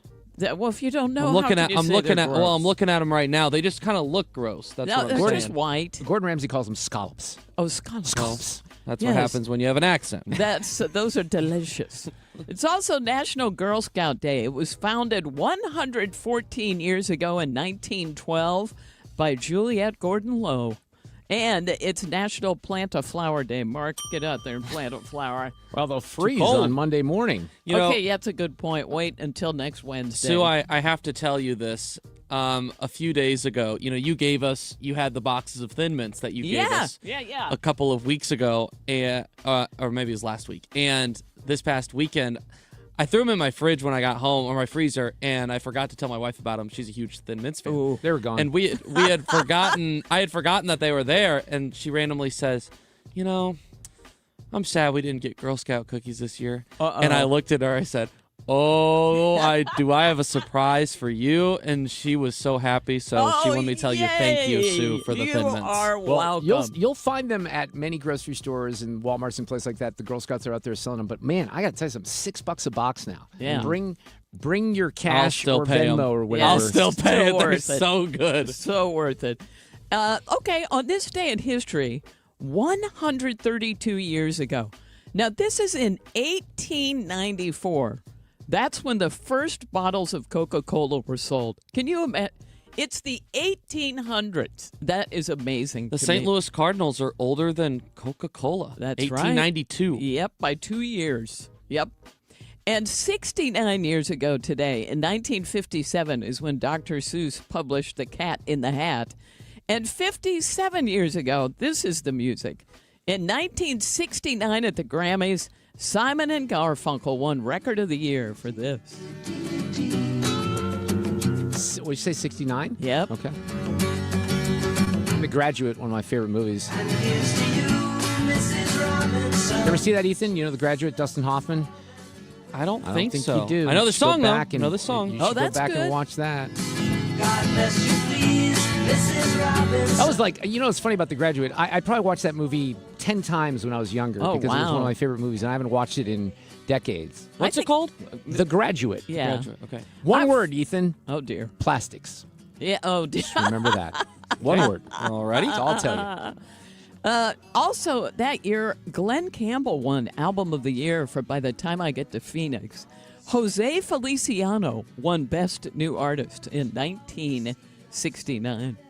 Okay, and you know what? I don't know. I guess I just thought this seemed like a long time ago. It's been 17 years since Bernie Madoff pleaded guilty to scamming $18 billion from Wall Street investors. One of those was Kevin Bacon and his wife, I remember. John Malkovich was taken down. There were a couple others, big names that had their money tied up with him. That even though Robert De Niro's gone crazy, that Bernie Madoff thing that they did, I think it's on HBO, was really good. Oh, I don't think I've seen that. Yeah, it's pretty good. But the other one is the documentary on that. What's that called? That's excellent as well. Okay. They did a really good documentary on all that. I need to watch that. His Ponzi scheme, by the way, is the largest financial fraud in U.S. history. So, Ethan, this is a good one for you. Have you ever heard of Bernie Madoff? Do you know that story at all? So there's been a couple of these things that have, come up since then, but he had all these people investing millions and millions of dollars, and he was basically doing a shell game, and he lost all of their money. Like, everybody lost money that was invested in him. When you say shell game, moving money from, account to account and, not doing it in a very legal way. And the money was just like floating out there and it wasn't real in many cases. And the balances that the clients thought they had were not real, So it kind of gives off Wolf of Wall Street vibes a little bit in the sense that they're kind of a little different, but like that they were just ripping people off. Yeah, basically. Ponzi scheme. Madoff, The Monster of Wall Street is a 4-part documentary that is on Netflix, and it says Hulu maybe as well. The one that I remember is the movie was called The Wizard of Lies. And that was pretty good as well. I think that might have been the one with De Niro. Yeah, The Wizard of Lies is the one with De Niro. Then there was a separate Madoff miniseries, but watch The Monster of Wall Street. That was that 4-part documentary. And it opens your eyes up to all this nonsense. Wow. Not just Bernie Madoff, but beyond with the nonsense on Wall Street. That's scary to think about. Kelly Clarkson was the first to ever win American Idol in 2002 and was supposed to have won $1 million. Now, here's what she said about it recently on her daytime talk show. So just to set this up a little bit more, she's sitting there with Rob, who just won the show The Traitors a couple of weeks ago, and he win. They don't win a lot of money, just like a couple $100,000 for that, but that's how the conversation kind of gets going. But wait, so is it $220,800 richer now? Is that what it is? I think that's right. That's a nice number. So what was the moment you took that in? That changes They your still life. haven't paid me. Oh. You know what? I relate to this. Put the pressure on. I relate to this so hardcore because whenever I won, they sold my. You probably weren't alive when I was on American Idol, but I literally was on the show and they were like, "Oh, you win $1 million or whatever." Da, da, da. No, you didn't. They lied. Wait, you did what? not. What'd you No, get? it was like $1 million worth of investment in you. That's great. Like, you know what I'm saying? Yes! I didn't know that. And then they said you get a car. Listen. And I needed it because my car was bashed in and I couldn't afford the deductible. And no! I did not get a car. And then Clay Aiken, who didn't win the second season, got a car and his mom. So, mom got Clay Aiken gets a car and his mom, and my Kelly Clarkson didn't get any car, and she didn't get $1 million. But you know what? I think she's done pretty well for herself. Yeah, she managed to bounce back. I met her the year after she won at Miller Park in Milwaukee, and she was just awesome. She was amazing. She's like exactly the person you see on TV. My favorite part is when she kind of is like, 200,000, that changes your life, right? She's like she forgot about that. Then she kind of like gets more intense as it goes on. She's like a little upset at first. Then she's like, and they didn't give me a car. I think it's funny that these guys have not been paid out, like Rob had not been paid out yet. You'd think that would be something I would request right away, Come right? on, Clay Aiken's mom got a car and they can't give one to Kelly Clarkson. She was the first year, right? Yeah, well, that's true. All right, Forbes has released its 2026 billionaires list. And these are people who are not like an Elon Musk or a Bill. These are celebrities. Okay, number 5 is Oprah at $3.2 billion. 4, Vincent McMahon, $3.6 billion. Michael Jordan worth $4.3 billion. George Lucas at $5.2. Number 1, Steven Spielberg. Yeah, that makes sense. $7.1 billion is what he's worth. Watch the movie Air on how Jordan gets so rich. Great movie. Yeah. Such a good movie. And finally, in Sue's News, we have today's random fact. The necktie was invented in Croatia. Their troops wore them as part of their uniforms in the 1600s. And when the French saw them, they liked them so much that neckties started selling in France almost immediately. Croatia. All right. Home of the necktie. Great random fact on a Thursday. I'm Dan Loney with Your Money Now. The U.S. Senate has passed the largest housing affordability bill in the last 30 years. The bill passed on a vote of 89-10, but it could have a tougher path in the House of Representatives. Part of the bill is designed to cut back on the numbers of companies owning higher numbers of properties to help with affordability. Luxury EV maker Lucid Group held its first investor day in some 5 years. As part of the event, Lucid says it expects to expand its vehicle lineup, increase its software and technology offerings, and be profitable later this decade. It also unveiled its own plans for a robo-taxi offering. As for Wall Street today, stocks were lower across the board as rising oil prices once again having a significant impact. The Dow Industrials finishing down 739 points at 46,677. NASDAQ off 404, S&P 500 down 105. That's Your Money Now. $5,000. That's the average amount of money people in the U.S. are now spending on gas in a year. $5,000. That's crazy. If you drive, you have to download Upside, the free app that gives you cash back every time you get gas. That's right. You can earn real cash back with Upside just by buying the gas you're already buying. You can literally start earning cash back today. I use Upside every time I fill up, and I've already made around $300. You're putting gas in your car anyway. Why not get real cash back? If you like free money, download Upside. I'm saving the cash I earn from using Upside to help pay for a vacation later this year. Download the free Upside app now to earn cash back every time you buy gas. Use promo code SOUND to get an extra 25 cents per gallon on your first tank. You can cash out anytime right to your bank, PayPal, or a gift card for Amazon and other brands. Just download the free Upside app and use promo code SOUND for a 25 cents per gallon bonus on your first tank. That's code SOUND for a 25 cents per gallon bonus. Want to hear a shocking statistic? Medical malpractice is the third leading cause of death in America. Don't believe it? Google it. And that doesn't count serious injuries like birth injuries to perfectly healthy children. All doctors wear white jackets, but it doesn't make them all the same. Most medical errors are committed by the same quacks over and over again. I'm John Morgan of Morgan & Morgan. Many hospitals looking for more profits are forcing doctors and their groups to be employees of the hospital or be forced out of their system. It's a troubling trend in medicine. People make mistakes, but medical mistakes are huge and often forever. If you believe your child suffered a birth injury or a misdiagnosis or mistake led to a loved one's death or injury, let our team of medical malpractice lawyers examine your case for free. No recovery, no fee. Morgan & Morgan, forthepeople.com. The choice of a lawyer is an important decision and should not be based solely upon advertisements. Past results afford no guarantee of future results. Every case is different and must be judged on its own merits. Hey, we have a great segment that we do on Tuesdays with George Rosenthal from ThrottleNet. But what really is important for you as a business owner is what George does in St. Louis, and that's IT, cybersecurity for a lot of businesses. And what he'll tell you is that a lot of businesses don't know where they stand. So are you secure? Are you one click away from a breach? So what they're offering you as a business owner here in St. Louis is a free baseline IT security audit. That gives you a clear starting point literally within minutes. So instead of a lot of confusing reports, it's going to give you a risk score and shows you where you're strong and where your gaps exist.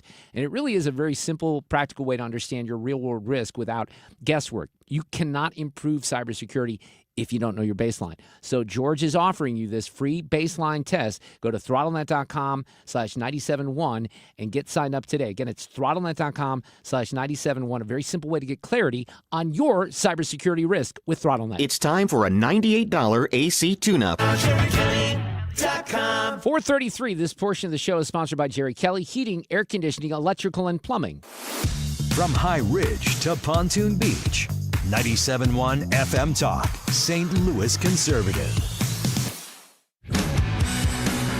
Got David Strom from HotAir.com, my friend John Ziegler from out in Los Angeles, the co-host of the podcast The Death of Journalism at 5:30, plus an audio cut of the day. We're going to get an update on the Players' Championship as well from our friend Dan Reardon. On the topic of sports, down to Jupiter, Florida we go.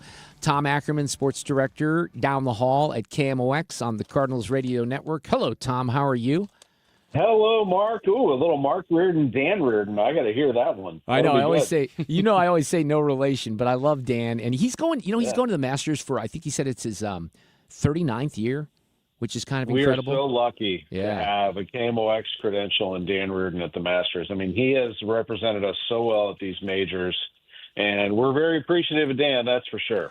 Before we get to the Cardinals, can I just spout off about my Mizzou Tigers, who have now lost 3 in a row? You know what? I'm at the point where I don't even think they deserve a spot. They're going to get a spot. They lose 3 in a row. They actually climbed back into that game against Kentucky today, but then they couldn't shoot free throws. It's such a frustrating team, Tom. So frustrating. It's a very frustrating team to watch. It really is. They are inconsistent. We've said it all year.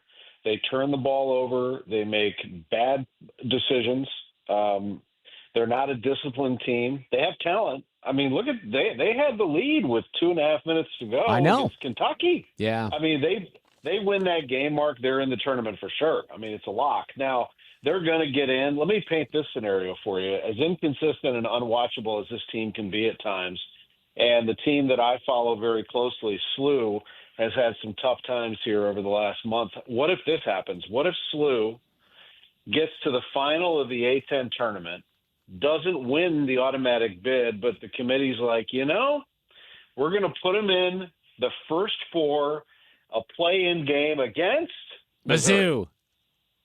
Because I think Missouri's going to be in the first 4. I do I think what happened today, the loss to Kentucky is going to put them in that first 4 games in Dayton. What if that happens? I mean, if the committee has any sense of humor, but also, some savvy, they put SLU against Missouri. That is entertainment. I will stop what I'm doing. I will stop what I'm doing down in Jupiter and watch that game. I think it would be awesome, but I do think you're right about, unfortunately, they're going to have to play in that play-in game. One victory in the SEC tournament today, I think, would have, knocked that out. Hey, before we get to the Cardinals, were you at the World Baseball Classic last night, I hear? Oh, my gosh. It was incredible. It was incredible. I went with Dave Glover and Michael Kelly. I got tickets for us.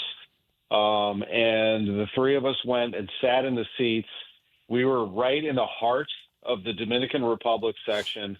I have got to tell you, I've been to a lot of stuff, and that one's up there pretty high. I mean, in terms of crowd excitement, that place was absolutely at a 10 in terms of crowd noise and a frenzy.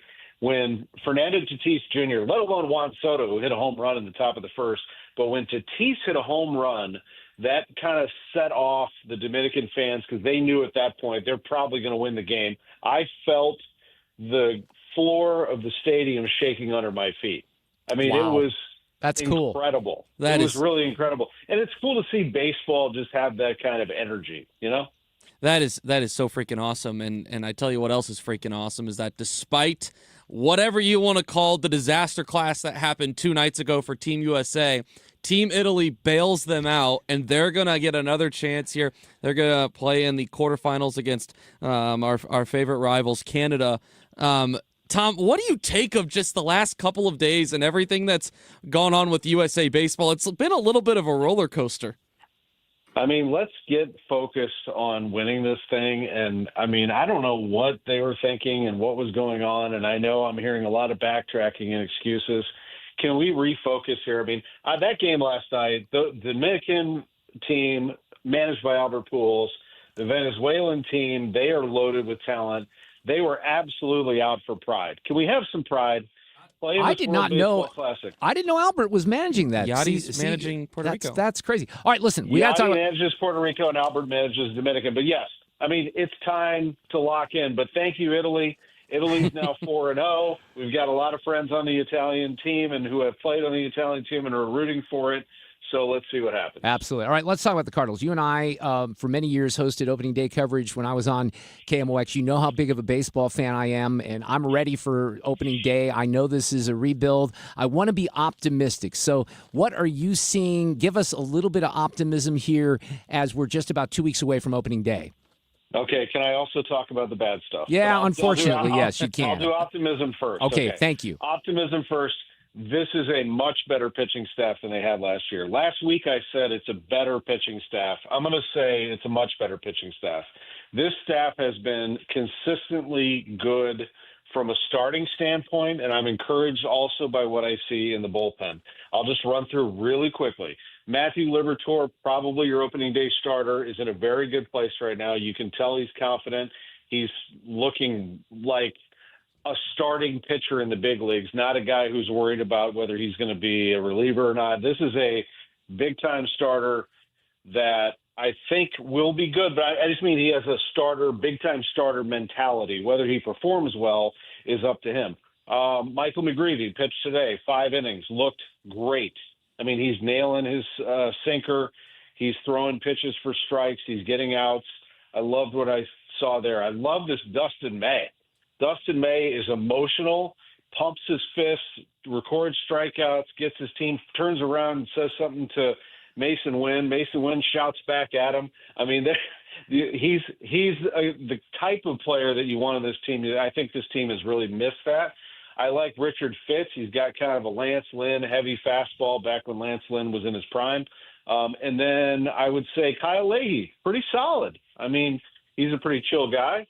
But I like his ability and his transformation into a starter, and then Andre Palazzi looks a little bit better. So the rotation's good. I think the bullpen is good. I'd like to see, of course, more high-leverage situations, but we won't really see that until we get into the big league schedule. Okay, now the bad. The offense, I think, has potential, obviously, in Herrera and Burleson and Weatherholt. These are really good players.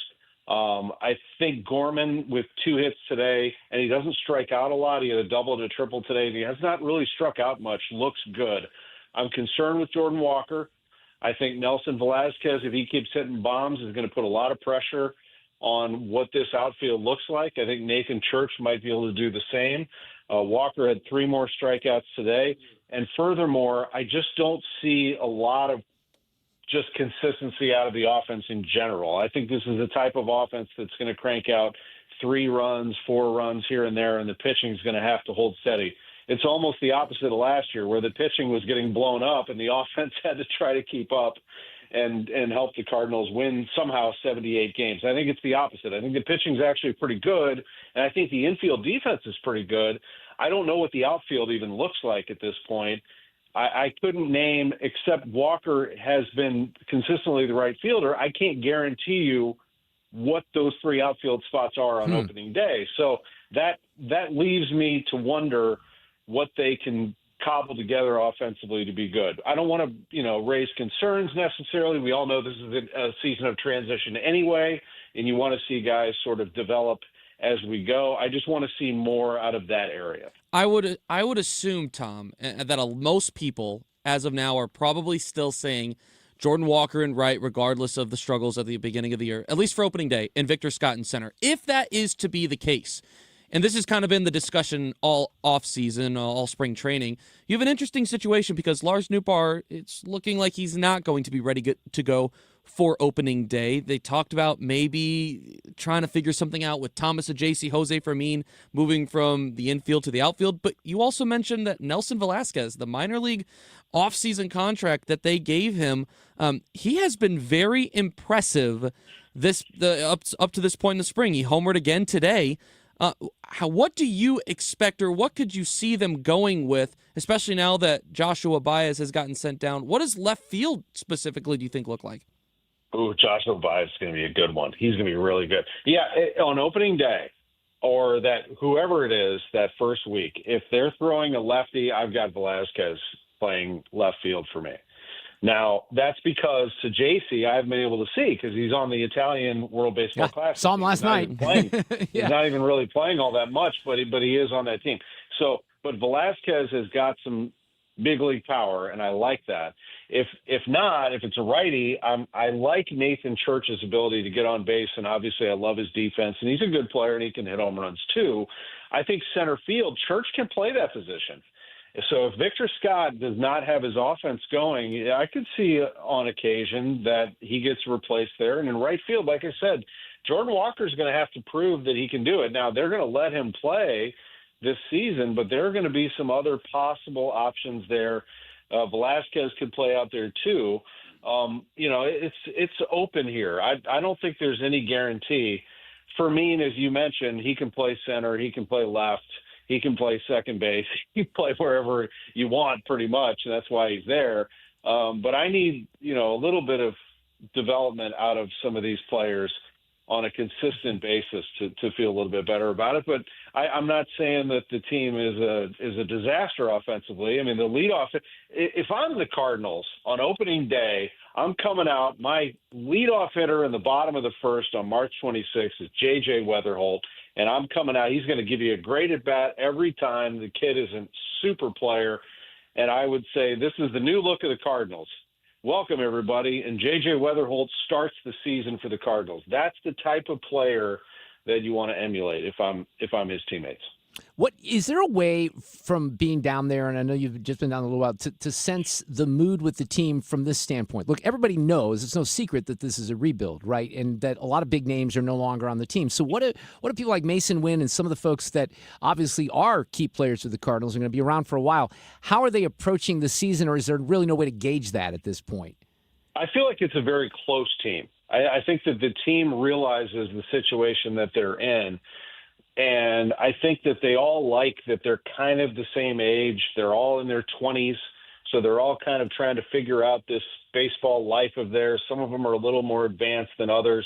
You got some big prospects coming in that are going to start pushing these guys a little bit.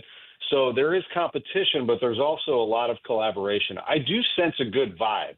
I mean, if they end up being an under 500 team, so be it. I do think that they have the pieces to at least be exciting. All I can ask is that you entertain me if I'm a fan. I mean, I'm with you. I just want to see, exactly. I just want to see guys get excited. I want to see guys get ticked off. I want, if they don't do well, I want to see some emotion. I want to see a team that likes each other and that fights for each other. And if they end up not doing what we want them to do, then that's fine, because I got news for you. They're not going to win the NL Central. Right, I mean, right. If they do, you can roll back this tape and prove me wrong. But they're going to be, a team that is going to make people forget about some of the past, which got a little stale and a little uneven. You had like veterans that were underachieving, and you had some young players that were rushed up too quickly. It was just, everything was just so out of whack. I just feel like this Cardinals team right here, right now, at least has a plan for its players. And that has been put into place, and Hein Bloom is in charge, and Ollie Marmol has been given the freedom to manage it from the field. He'll take care of the front office. Ollie takes care of the field, and the players have to be able to deliver, or there will be replacements. And I think they'll put that pressure on them. But I will go back to this. I do feel confident about the starting pitching. I don't think I'm going to be proven wrong on that one. I think this starting pitching is actually pretty good. They haven't really shown many problems to me at all. So, we'll see if that comes through during the regular season. 2 weeks from today, opening day, Tom. I cannot wait. Fred and I, and Ethan, I got to include him in the group, but Fred and I, we depend on the entertainment factor. And I hope that you're right about them giving that to us, at least in the early part of the season. Thank you so much. Have fun down there. Anytime, all right, buddy. Tommy, we'll see you. Traffic from the 97.1 FM Talk Traffic Center. If you are a southbound 55 driver, we look fine at Bates, but there's a slow go. Just south of 270, almost to 141. We had an earlier incident there. Southbound 141 is especially jammed tonight between 30 and 21. Now, southbound 270, it's mainly moderate volume, but it stretches from Page in pockets down through 55. Now, there was an earlier accident westbound 6440, really close to Clayton Skinker. That has left us with a jam back through Kings Highway, but MoDOT reporting that accident cleared. And we've got volume on 44 westbound in front of the Arch grounds due to an earlier accident there. 70 westbound, moderate volume headed out toward Jennings Station Road. And they cleared an accident at K, still a little slow there. At 40 out west, mainly slowing west of Winghaven out through the 70 split. The usual jam on the Illinois side, that's eastbound 70 at the 64 split. Now we've got some road work going on westbound 5570 near Exchange and 64 eastbound jams at 157. This report brought to you by Overhead Door Company of St. Louis.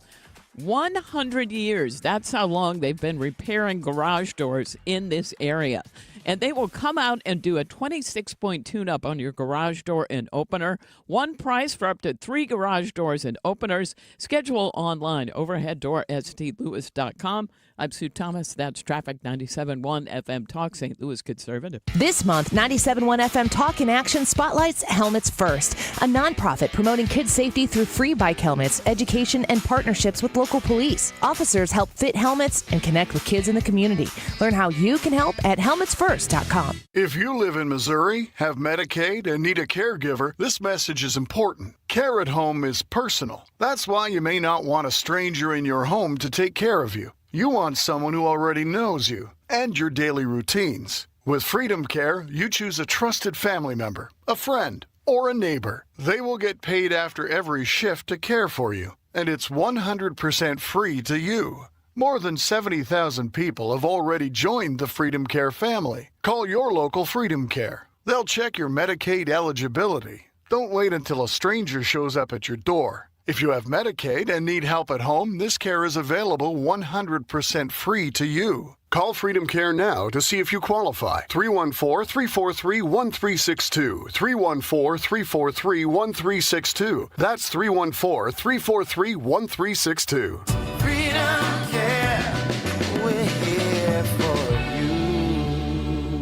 It's that time of year to refresh those tired, stained, and worn-out carpets for spring. Call Carpet Guy Home Services with deals starting as low as $39.95. Our professional cleaning will bring your carpets back to life. For all your home cleaning services, schedule online at www.callcarpetguy.com. St. Louis, laugh it up with Jimmy Fallon live at the Factory on Saturday, April 11th. From national radio to sold-out comedy clubs, Jimmy delivers fast, fearless stand-up that hits home. The only ones raising tough kids anymore. The redneck babies are going to take on ISIS. The hipster babies are going to battle the evil forces of gluten. You know what I'm saying? Grab your friends and get ready for a night of laughs. One show, one night only. Don't miss Jimmy Fallon, April 11th at the Factory. Get your tickets now at thefactorystl.com. That's thefactorystl.com. License number GL2500615. Hey, it's good to see you.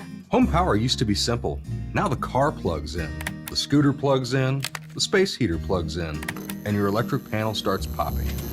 That sounds bad, but I like popcorn. Popcorn is great, sparks are not. Call Grasser. We'll upgrade your panel so you can run it all. Electric and plumbing, the Grasser way. Green is always Grasser at GrasserHomeservices.com. After I came home from Iraq, I could still hear the booms. Makes it hard to be a good mom. As America's veterans face challenges, DAV is there. I'm Naomi Mathis, Air Force veteran. DAV helps veterans get the benefits they've earned.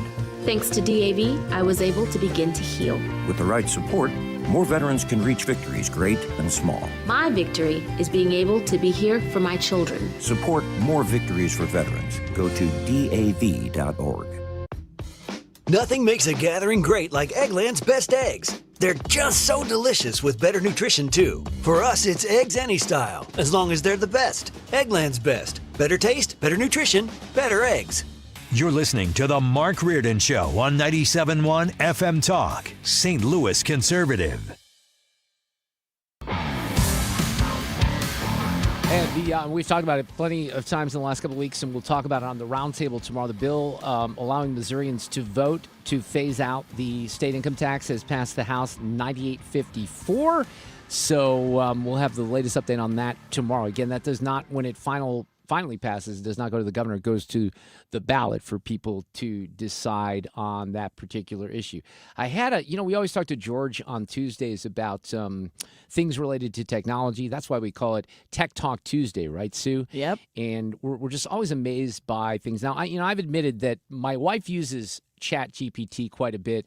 And I really have not dabbled in the world of AI outside of, Googling something and then it's not from Google anymore. It's just the AI response. So, I certainly can do that. Have you experimented any more further than you have? Yes. I have asked it questions. I've had it write a promo or two for me. Okay. Look at that. And it really is quite good at that sort of thing. Yeah, just one time I was doing something and Becky said, give that to me. And then she cleaned up the language and I sent it to Dave King, who's one of our voice guys, and he did a bit for me. So I've used it in that way, but kind of secondarily. But here's an interesting story for you. Former NFL player, a guy named Darren Lee, played with the Jets, had 5 years in the NFL total, not a big name or anything like that. He's now accused of first-degree murder by prosecutors who said that he had dozens of conversations with ChatGPT over the course of 2 days about what he allegedly did to his fiancée, Gabriella Perpetuo. Investigators say they found blood all over his house, including the toilet, the kitchen, on the walls, in his BMW. He can be heard telling cops on the video cam that he had no idea what happened to her because he was sleeping for a long time. He said that maybe she fell through the glass shower or door, but apparently they found the ChatGPT conversations under the name Xander Lee, and he was asking ChatGPT how to clean up the crime scene, the blood, what do you do, and all these things. My gosh. And they found that on the phone. So that's rather interesting. Oops. I'm just going to kind of go on a limb here. I don't think she fell through the shower door. Right? That's not going to be the answer. All right, we'll take a break here. We get Fox News at the top of the hour. There was this attack on a synagogue up in Michigan today, but the attacker is the only person who is dead, which is good news. We have David Strom from hotair.com right after Fox News. John Ziegler, the host of the podcast The Death of Journalism, at 5:30. Plus, a Players' Championship update with Dan Reardon. No relation, coming up at 5:48. Traffic from the 97.1 FM Talk Traffic Center. All right, we've had some issues out there. The biggest jam right now, well, there's one on the Illinois side, Route 3 at Monsanto in both directions. That's really caused a delay. Now, westbound 40 is lined up approaching Kings Highway out through McCausland. Eastbound is slowing at the Innerbound. Out west, just moderate volume west of Winghaven out through the 70 split. 70 westbound, pockets of moderate volume from downtown out through Wentzville. Southbound 270, mainly moderate volume, but it's Page in pockets down through 55. And southbound 55 still slow from 270 on to almost 141, and that's put extra volume on Telegraph. So just bear that in mind. Some slow-moving traffic. Also slowdowns on the Illinois side. I'm Sue Thomas, and that's traffic. 97.1 FM Talk, St. Louis Conservative. Triton Exteriors. We take care of your home. It's that simple. Triton-STL.com. Home improvement projects can come with a lot of headaches. We save you time by offering packaged services that are easy to understand and based on your needs. We take care of the details so you don't have to. Visit us at Triton-STL.com. That's Triton-STL.com. When it comes to lighting, Graybar goes beyond parts and products. We help contractors turn plans into smart designs, manage kitting and deliverables, and navigate local codes so you can stay on time and on budget. Smart, scalable, job site ready. That's not just lighting. That's like kicking your project into gray bar mode. Yep, Gray Bar does that. Wait, Corey from Air Comfort Service? What are you doing in my basement? Standing behind our work. It's 9 p.m. At Air Comfort Service Heating, Cooling, and Installation, we take pride in our work. If you need heating service, no matter the time of day or night, we're here to help with 24/7 emergency service. So you're just going to stand behind my furnace? Yeah, pretty much. Can you hand me those paper towels then? Absolutely. For heating service or HVAC maintenance, visit aircomfortservice.com. That's aircomfortservice.com. What if every time you spent money, you saved money too? With Achieve It Checking from Together Credit Union, you can do just that. Every debit card purchase is rounded up to the nearest dollar, and the spare change goes right into your savings. And here's the best part. Together Credit Union boosts your progress by matching qualifying savings, up to $8 a month. It's a free checking account that helps you achieve more automatically. Learn more, or better yet, enroll today at togethercu.org. Together Credit Union. Federally insured by NCUA. Your home is your sanctuary. Get the peace of mind you deserve with a free estimate on a Generac home standby generator from Generator Supercenter. They're the nation's #1 Generac generator dealer. With expert installation and 24-hour monitoring, Generator Supercenter won't leave you in the dark. Financing is available. Take control of your power today with Generator Supercenter of St. Louis. Call 314-499-2020. That's 499-2020 or GeneratorSupercenterofStLouis.com. That's GeneratorSupercenterofStLouis.com. Conservative outsider Jeannie Evans for U.S. Senate. Evans is a proven fighter and the only candidate for U.S. Senate with guts and know-how to get the job done.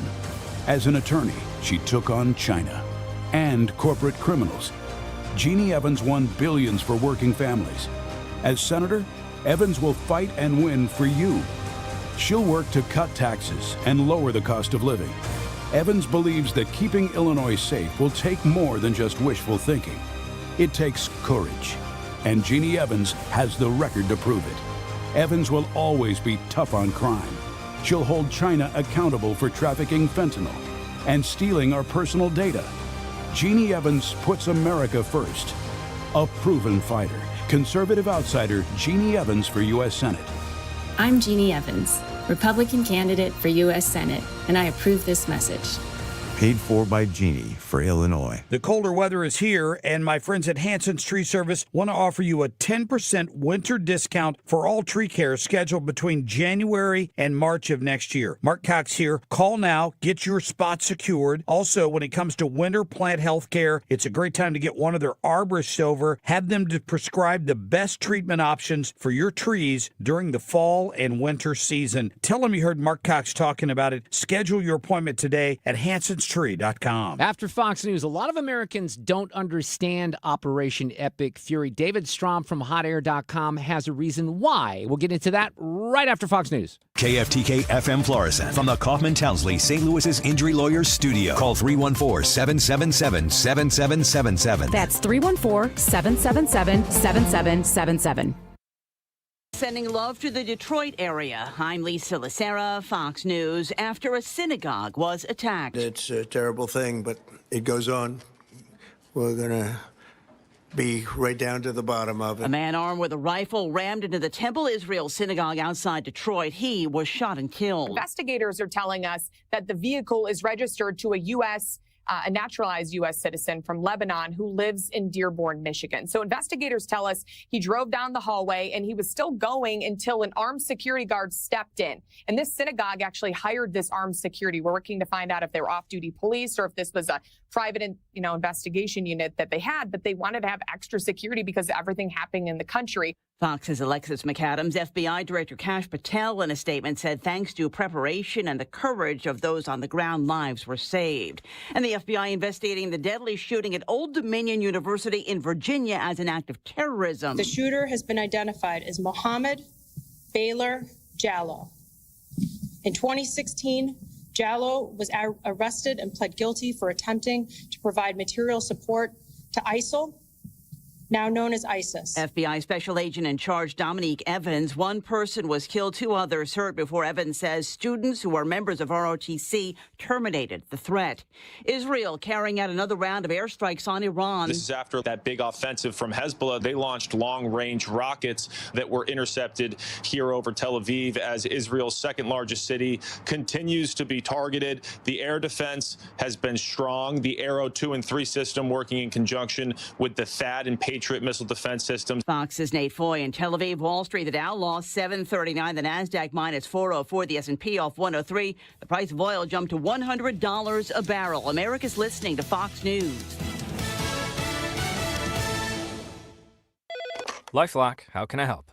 The IRS said I filed my return, but I haven't. 1 in 4 tax-paying Americans has paid the price of identity fraud.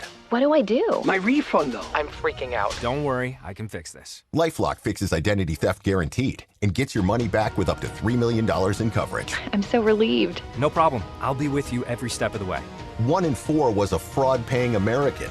Not anymore. Save up to 40% your first year with promo code NEWS at LifeLock.com. Terms apply. Did you know GoodRx can help you save on medication, manage prescriptions, and get trusted health information? If you're one of the millions living with a heart condition, check GoodRx for an easier, more affordable way to manage your health. GoodRx offers common heart medications for under $30. Just search for your prescription, find the best price, then show your pharmacist the GoodRx coupon. And it works whether you have insurance or not. To start saving and better manage your heart health, download the free app or visit GoodRx.com today. GoodRx is not insurance but can be used instead of insurance, including Medicare and other federal and state-funded programs. Air Comfort Service, heating, cooling, and insulation, weather. Well, there's sunshine out there, but compared to the last couple of days, it's chilly, 56 degrees. Tonight, partly cloudy. The winds turn to the south. It's kind of windy overnight, 45. Friday, partly sunny, windy at 62. And partly sunny on Saturday. Sunday, rain and some thunderstorms, windy and 66. Rain and some wet snow mixing in Sunday night as we dip to 22. This is 97.1 FM Talk. Chief Meteorologist Dave Murray. This hour of the Mark Reardon Show is sponsored by Gamma Tree Experts. Your trees deserve the best care. Call Gamma Tree Experts. This is the Mark Reardon Show on 97.1 FM Talk. Well, we are in the studio this afternoon. We will not be tomorrow. It is stop number 4. Yes, how is that possible? I don't know how it's possible either. St. Mary Magdalene in Brentwood, our fish fry tour, sponsored by Apache Village RV Center. So we'll see you tomorrow in Brentwood. We have, I have to think about this because Fred is out and Ethan puts my show sheet together. And Fred usually reminds me of certain things. So let's see if my memory serves me. I think we have Gene Evans. Not to be confused with Jeannie Evans, who's running a lot of ads for Illinois. That freaked me Gene out. Evans is here on the Missouri side, and John Gaskin on the panel tomorrow for the roundtable. Sue will do a live Sue's News out there with fans adoring her near and far. Well, they can't. You know, we had a great turnout for the actual show last week. Yeah, that was nice. It sort of does depend. You know, like in Cottleville, amazing turnout, but kind of after the roundtable, right? It picked up. But last week, we had people that were loaded up even in the 3 o'clock hour. We had folks in front of us watching the roundtable. So you're welcome to do that. Yeah. And then, you know, the fish doesn't come out until usually just a little bit later, closer to 5.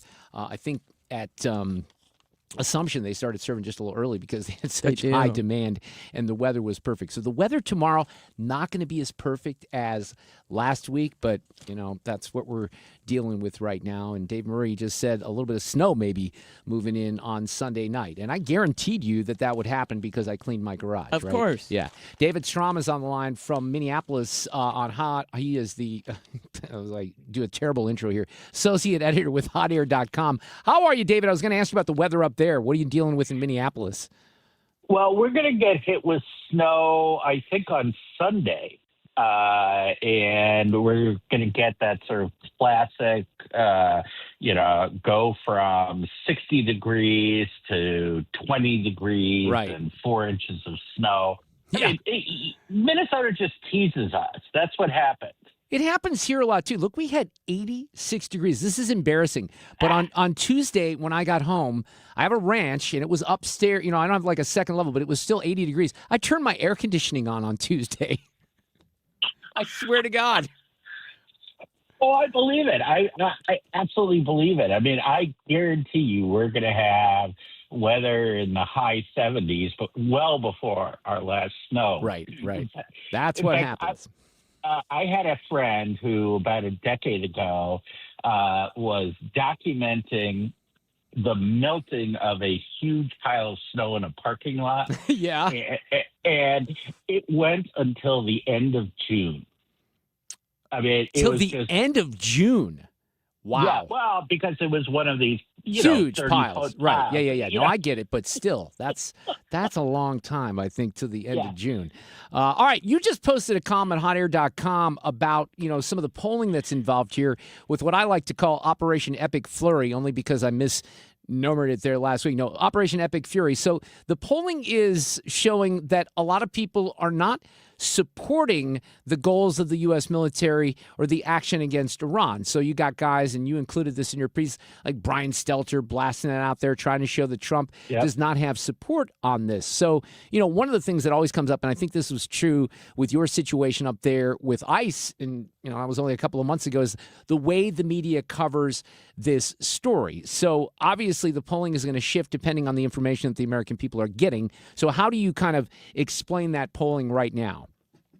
Well, to me, the most striking thing about the poll, first of all, the idea that it would be normal under any other president for the public to be at about 50-50 or 45-55 on any military action. I mean, it's unprecedented, and it is entirely due to the type of coverage. I mean, there really has been, militarily speaking, probably no prior operation out there that has been this successful this quickly.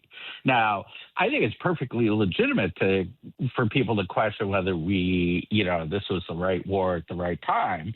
But the striking thing out of that poll was about half of Americans, or actually more than half, about 60% of Americans, don't understand why we're doing this.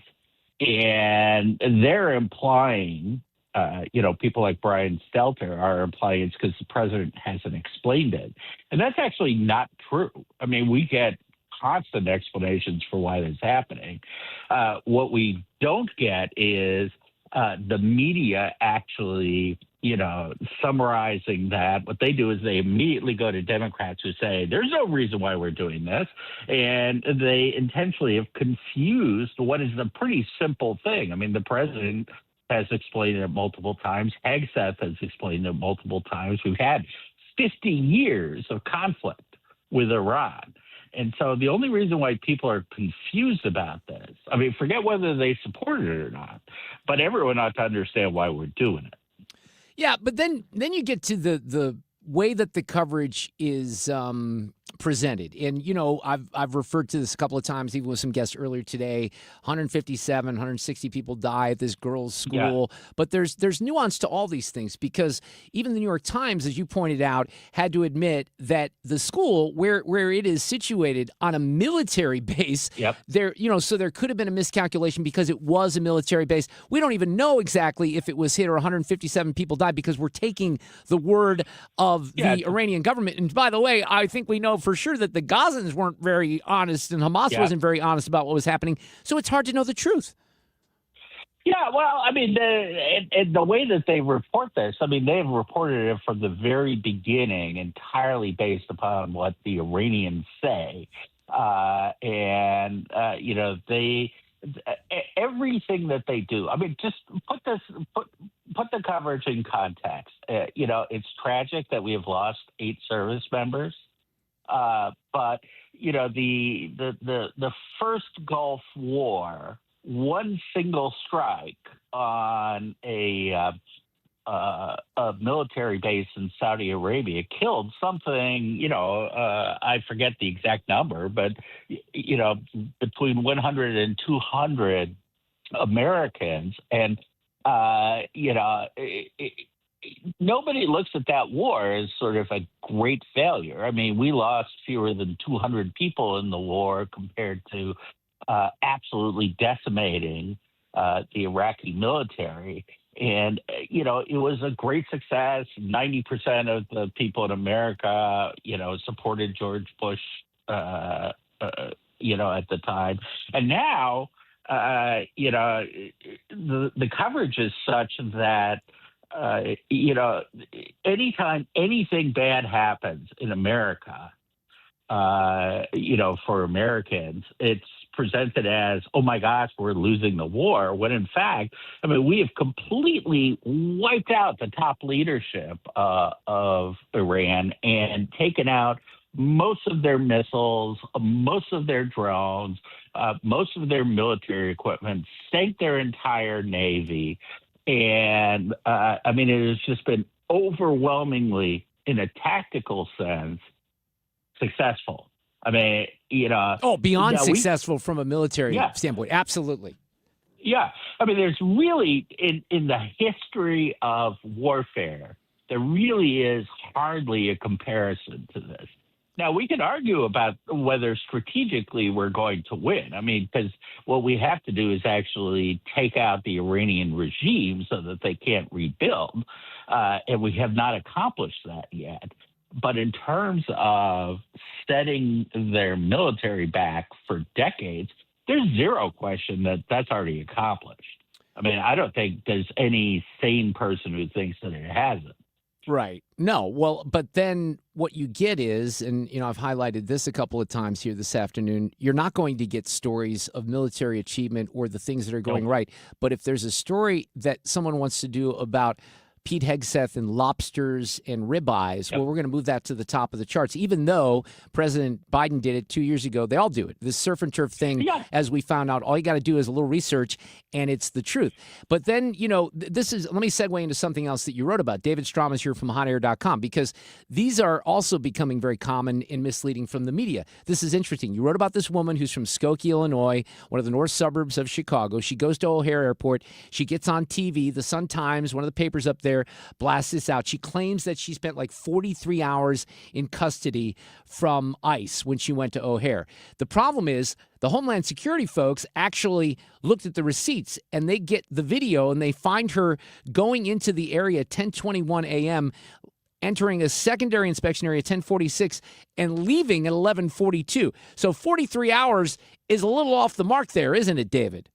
Yeah, well, and we should just assume that any story that furthers the narrative that the media wants us to believe is false now. It's not that every single time something bad happens, it's just that the media will just lie to you. And, it's a Jesse Smollett effect. It's the Bubba Smith effect.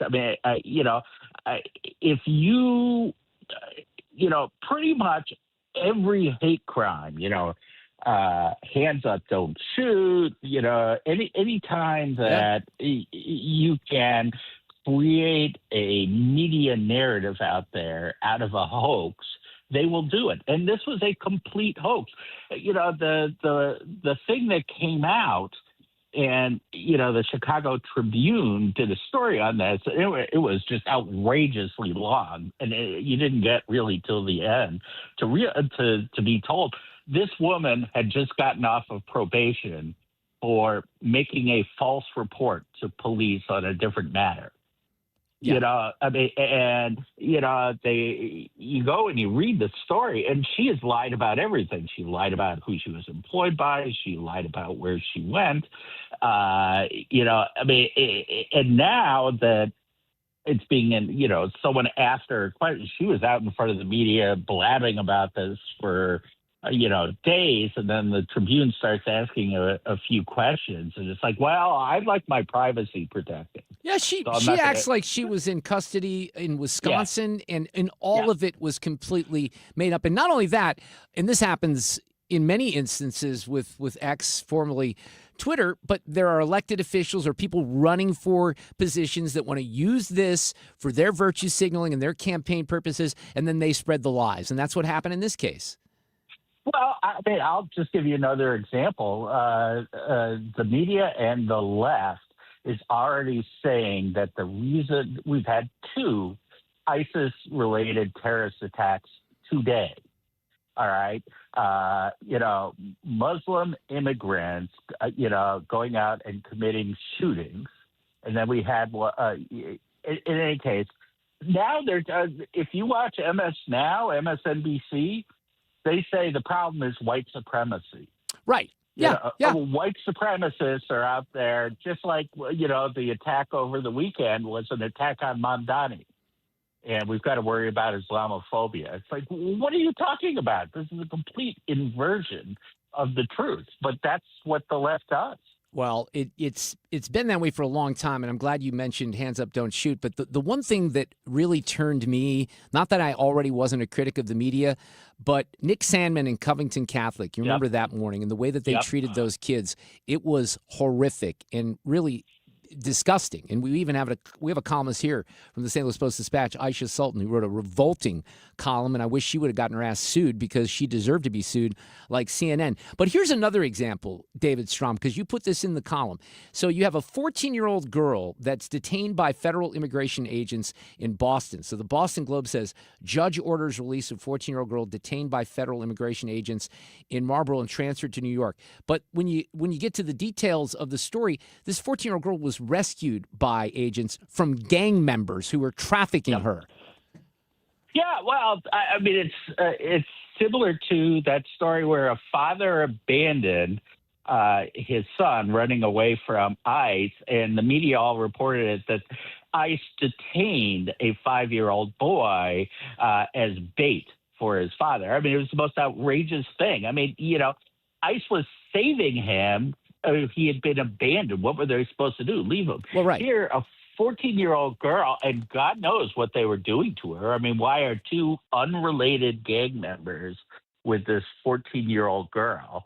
And ICE saves her when they arrest these two violent gang members, and the media reports this. The Boston Globe reported it as essentially they kidnapped her. I mean, it's the most outrageous lies. And, pretty much anytime I read something that fits a left-wing narrative, I assume it's a lie. Yeah, you have to, unfortunately. Yep. Yeah. No, and that's why you guys are so good at hotair.com with blowing some of this stuff up. David Strom, thank you so much. I hope all is well. Things have quieted down. We have to say that in Minneapolis with all the ICE stuff, right? Oh, yeah. Well, the legislative session is now, now going strong. So the Democrats are being outrageous there instead of on the streets. Good for them. All right. Enjoy your mild weather if you get it. We'll talk soon. Thanks, Dave. All right. Thanks a lot. Traffic from the 97.1 FM Talk Traffic Center. Well, we've got some volume out there. If you are leaving downtown on westbound 70, little slow, especially at Jennings Station Road and at 141 and at Wentzville. 64, though, is heavier, and this is Kings Highway out through McCausland. Then in pockets, really all the way out through 70. It's not a jam, just some slow going here and there. Eastbound is slowing at the Inner Belt, and that's jamming up southbound 170. Southbound 55 slowing at Bates and also south of Butler Hill. And let's see, 270. Northbound slowing Doherty Ferry up through Ladue Road. Southbound is 64 in pockets down through 21. The Illinois side, a delay all due to road work. 64 eastbound at 157, 5570 westbound at Exchange, and 70 eastbound at the 64 split. This report brought to you by Point with an E Pest Control. I'm Sue Thomas. That's traffic. 97.1 FM Talk, St. Louis Conservative. We just ripped on journalism for a little bit there with David Strom. They deserve to be ripped upon. But every once in a while, there are examples of good journalism. I actually have one from California and CBS News coming up. Tired of mice? Point Pest Control finds their entry points, eliminates the infestation, and seals them out for good with our exclusion services. Mention Annie to get 10% off on top of any other special. Call 636-798-0023. Visit Point with an E, pointpestcontrol.com. If you are in the, I don't want to say the market, that's the wrong way to put it, but if you're needing a family practice attorney, and that could mean the end of a marriage, could mean a divorce is coming, could mean you were divorced and you have a new situation financially or otherwise, or your former spouse does, that's when you need the help of an attorney. I will be, and I've admitted this before, I'm very naive on some of these things. I did not realize, I guess I should have, that when child support for my two children from their mother ended, where they got to that age, I thought, well, it would just stop being sucked out of my paycheck. That's not how it happens. You have to get a judge involved, a court order, and then they need to make it official, which makes sense once you think through it. I should have been smart enough to know that. But Susan and her team can help you with situations like that. They also have a lot of cases that involve kids, child custody, child support, grandparent visitation. There are paternity disputes, relocation, all of these things, even child support when it comes to college. Different people handle these things in different ways depending on the circumstances. But Susan can guide you through all this in an expert way. She has a very experienced team here in St. Louis, a great office in De Pere at Manchester and 270, and a ton of energy to help you through anything that might come in front of you. These are stressful situations. I've said before, I never, ever remember being more angry in my life than when I was going through this, and you need someone to kind of take the edge off that. STLFamilyLaw.com to get a hold of her today. There's a confidential consultation form, or call 314-783-9400. The focus on family law, the emphasis on you, Susan L. Ward. Triton Exteriors, St. Louis roofing, siding, and gutter systems. We'll take care of you and your home. We're #1 in the Ladue, Kirkwood, and Webster area. James Hardy certified. Visit triton.stl.com to be connected with a James Hardy expert and receive a free estimate. Triton-stl.com or call 314-717-1159. That's 314-717-1159. Triton Exteriors, St. Louis #1 James Hardy specialists. This station is now conducting a test of the emergency alert system. This is only a test.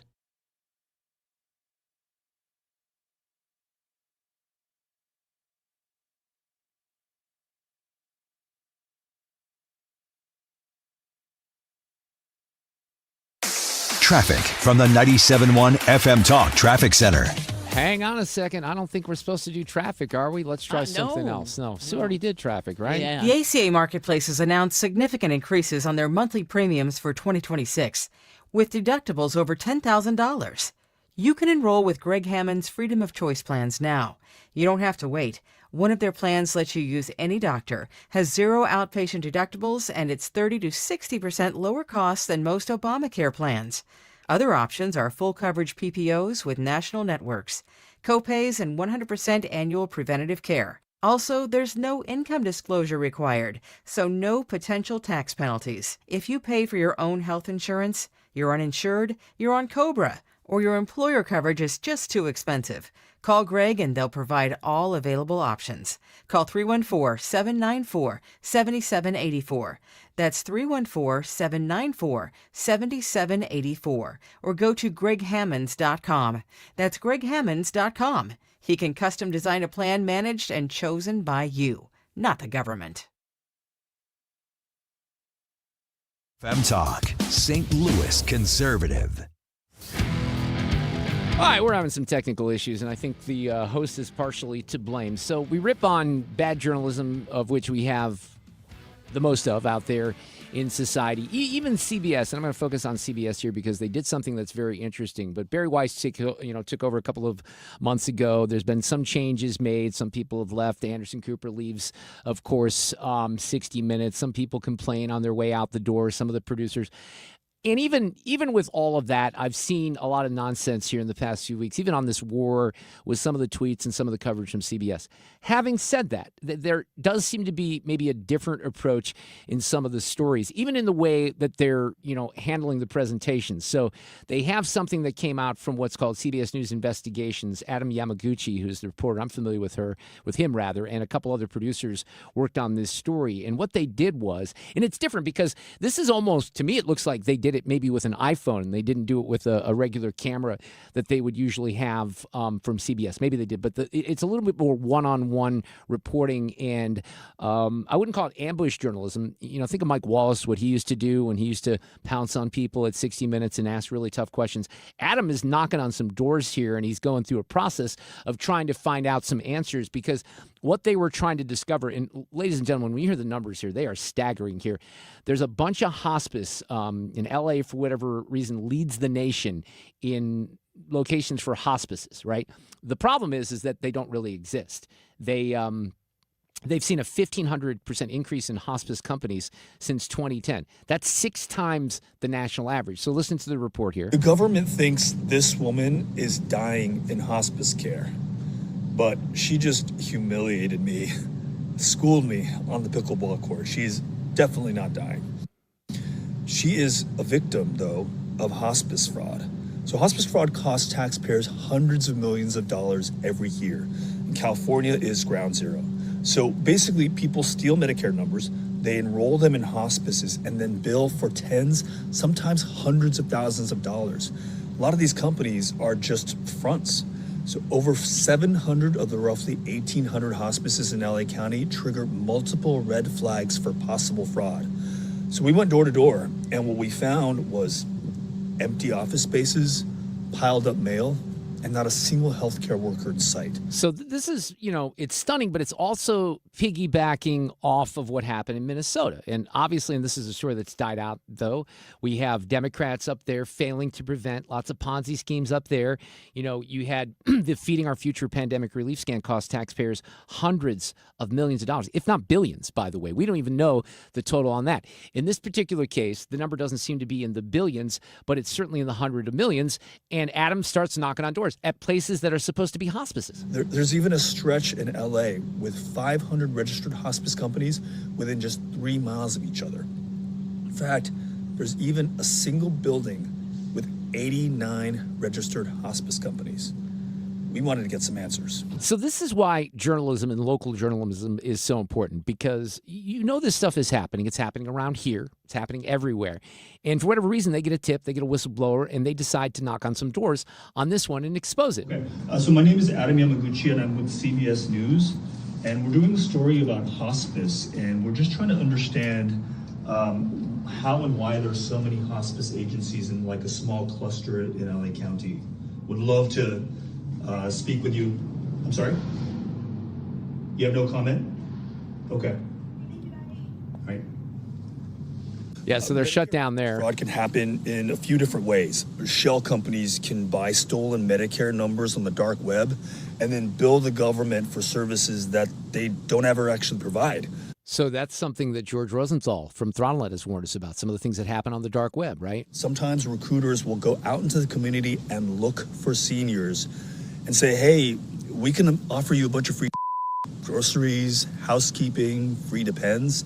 Just give me your Medicare number and I'll see what you're eligible for. And then boom, they're off and running. They can charge tens of thousands of dollars and in some cases hundreds of thousands of dollars on that one Medicare number. You see, they actually, CBS, when they did this, they put a map out and they put little dots where all the hospice locations are, and they're just everywhere. And why, nobody realized it until CBS News started knocking on doors and, exposing literally millions and millions of dollars of fraud.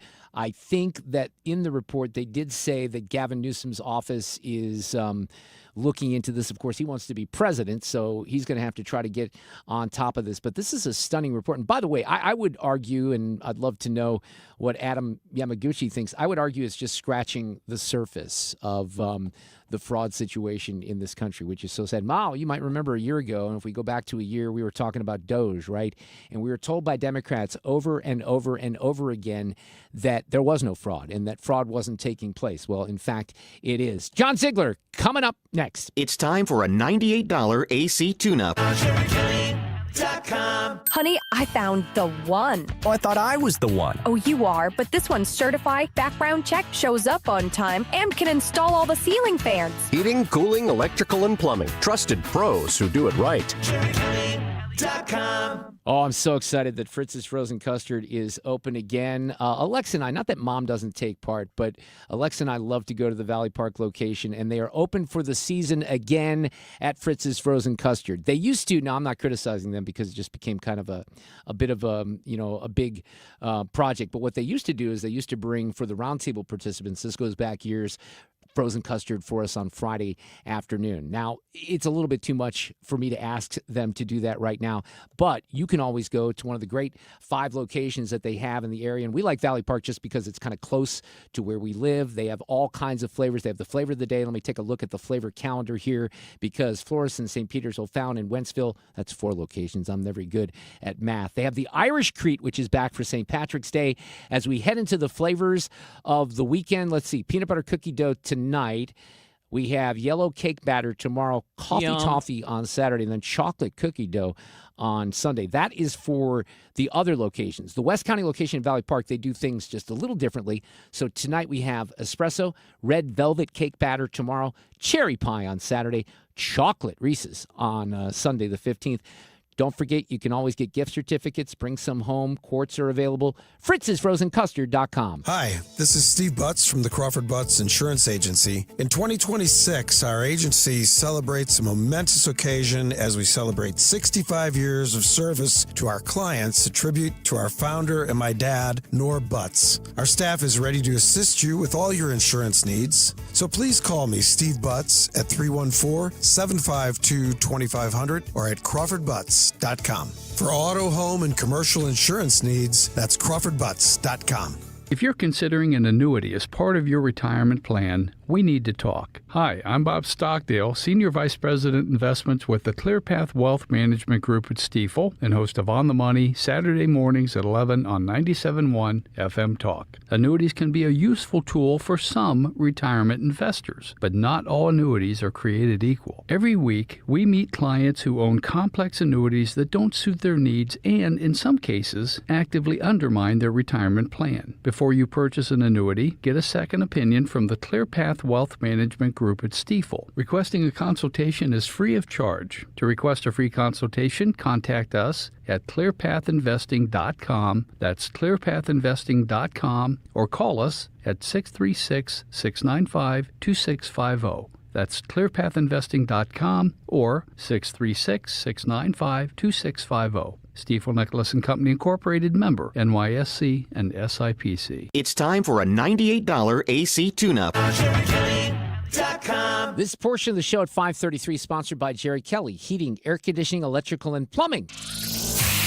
Midwest made. 97.1 FM Talk, St. Louis conservative. Hey, a little bit later in the hour before audio cut of the day, Dan Reardon, no relation, will have an update on the Players' Championship, which is in its first day today. Colin Morikawa had to drop out real early. He swung one practice swing and tweaked his back, so he had to pull out. But Dan with the full report coming up here. My friend John Ziegler, the host of the podcast The Death of Journalism, with me this afternoon. Have you ever played your big scratch golfer? Have you played TPC Sawgrass by any chance? I was a member there. Were you?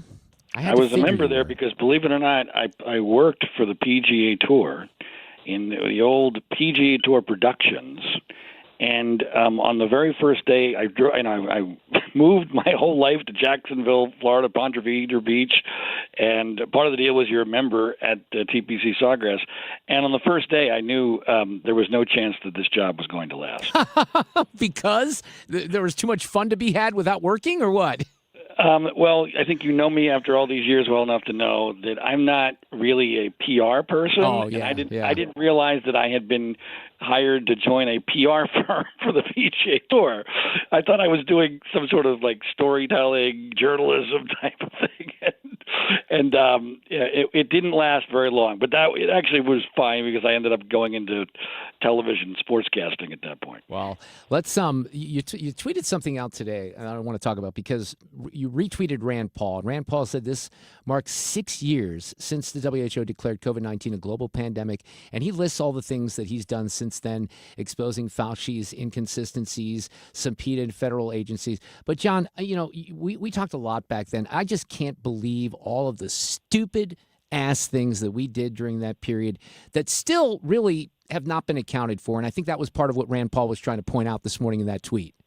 There's been no accountability. Yeah. And I live in California, and I will go to my death believing that this all got sparked by two entities that no one ever talks about.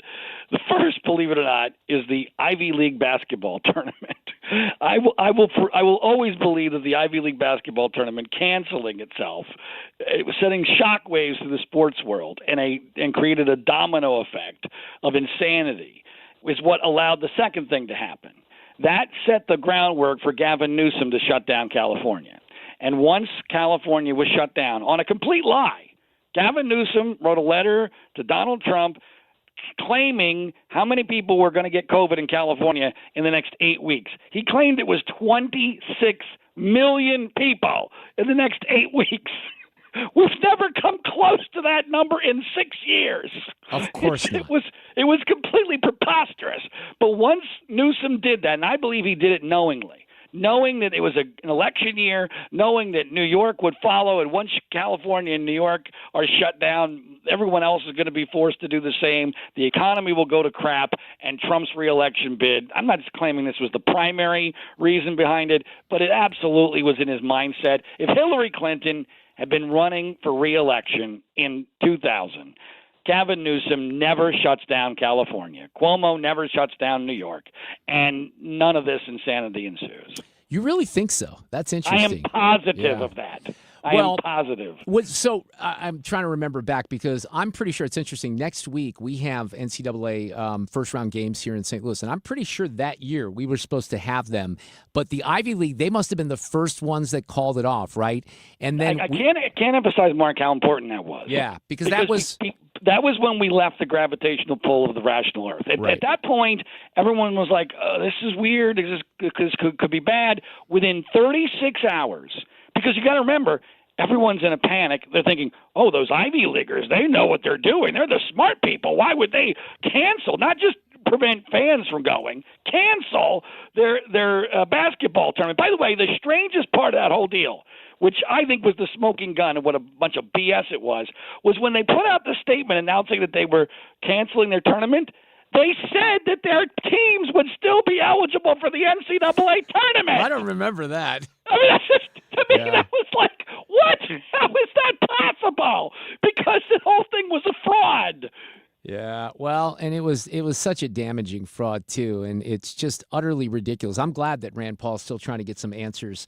And by the way, this is interesting. I haven't had Joe on. I don't know if you saw this, and this is right up your alley. Joe Nocera wrote this piece for the Free Press a couple of days ago about how science has a major fraud problem, John. Did you see that by any chance? I did, and I definitely believe it relates to COVID for sure. Yeah, so, but what I don't have time to do this with you now. I'm trying to get Joe on. I think he might come on, but he brings the receipts on all these things of these esteemed people in these journals where they had to retract unbelievable amounts of research that they thought was solid because they didn't, thoroughly do the work. And we're talking about big, big studies. And you know how it is. People hear these things. It's almost like COVID, where, we started putting our sweatshirts over our hands when we went into gas stations and gas pumps because we thought it was going to leap off the gas pump or the door right into our lungs. But once people hear these things about the studies, then they freak out, and that becomes the narrative in the medical world. Well, this is a shocker to people, but everyone is susceptible to conflicts of interest. And human beings respond to self-interest quite profoundly, even scientists. And if their careers are enhanced by going in one direction, or if they get more money by going in one direction, or if they go in the opposite direction and their careers might be harmed, or they will lose out on grant money, guess what they're going to be much more likely to do? Yep. I mean, this is not rocket science. I believe this is a large part of what's been driving the global warming panic, which is a lot like the COVID panic. Absolutely. All right, let me get your thoughts on just some stuff, news of the day. Let me start with Lobstergate and all of this and the media freak out about Pete Hegseth. Now, I have some different opinions here of this war. I support the military action. I do have some rather important questions about what the hell is going on now and what's going to follow, and I think those answers are earned by the American people. But this whole thing, it didn't take too long to figure out, if you did just a little reporting, that the military's had these days, even under Biden 2 years ago and Lloyd Austin and under Obama. It's not something that's unusual. But the narrative for Pete Hegseth and the Trump administration, once that gets out there, that's on The View, it's on Facebook, it's everywhere, Seth Meyers, etc. Well, we used to live in a world where the news media didn't just jump on things because they were too good to check. From their perspective, from their agenda, and especially when it fits what they already want to believe about the world and about this administration, they're going to jump on it without checking. And unfortunately, this is happening all the time now. I mean, you and I have talked before about the Epstein story. I mean, it's happening in the Epstein story on a ridiculous level. But this one is clearly motivated by a political bias. And you're right, once that gets said, it's very difficult no one ever wants to admit that they were wrong or they were duped. They just move on, and people still believe the original BS report. So what do you think about the way that Trump's handling this right now, just overall, and what's going on with Look, Iran? I am, as you know, I do not like Donald Trump, never voted for him. I am probably one of the last conservatives left that still believes in the concept of that in certain circumstances the United States should play the role of the world's policeman, and I am very much committed to the idea that Iran cannot be allowed to have a nuclear weapon. Yeah. Now, I mean, that is an absolute line in the sand that cannot be crossed. And if this is what needs to be done, then I am certainly open to that happening. Now, obviously, there's a risk-reward ratio. Yes. How much damage is going to be done to us? Whether it's casualties or the expense of it or the economic implications or the political implications. At a certain point, you have to make sure that you're not doing things that are harming yourself more than you're helping the world. And so I don't know where that point is. Here's where I am. I trust very few people in this administration. I do trust Marco Rubio, and as long as Marco Rubio is fully on board with this, and as long as, believe it or not, John Fetterman is still supportive, because he's a Democrat and he doesn't have a self-interest to be supportive, I will probably still be supportive. Yeah, and I think that's, Fetterman, I have some audio that I might use here in a couple of minutes with Kaitlynn Collins that I thought was really good. All right, one more story that was, I should have asked you before the Iran stuff. Did you read, because this is right up your alley, did you read the Rikers prison interview in the Hollywood Reporter with Harvey Weinstein? Yeah, I did. So what did you think of that? So this guy is now spending 23 hours a day in a cell. I mean, he was pretty honest about, his filthy behavior from the past, but he insists that he was never a sexual abuser. Well, look, I am in a tough spot on this one because I've been so out there on the whole Penn State Joe Paterno, Jerry Sandusky case, which is a very different type of case. But let me say, I think that two things can be true at the same time. I think Harvey Weinstein can be a jackass. I think he can have put women in very difficult circumstances. I think he can have been a horrible human being. I think he abused his power. But I'm also quite convinced that if he looked like George Clooney, he would never have been charged with anything. And he certainly would not be in prison. I truly believe that. I think you're right. And, I didn't really feel sorry for him because, it was his behavior that put him into this situation. But I think that you could probably argue that somebody else, if they wouldn't have seen prison at all, they certainly wouldn't have seen the length of the stint that, he's going to die in prison. I mean, he thinks he's going to win some of these appeals, but I think that that's kind of hard. By the way, do you know Gavin Newsom's wife's role in all this? Okay. I just heard about this in the last couple of days. You want to explain that? To me, if we lived in a rational world, this would probably end Gavin Newsom's presidential bid, but we don't because no one will ever be asked about this. No one will ever mention this. But his wife was an aspiring actress.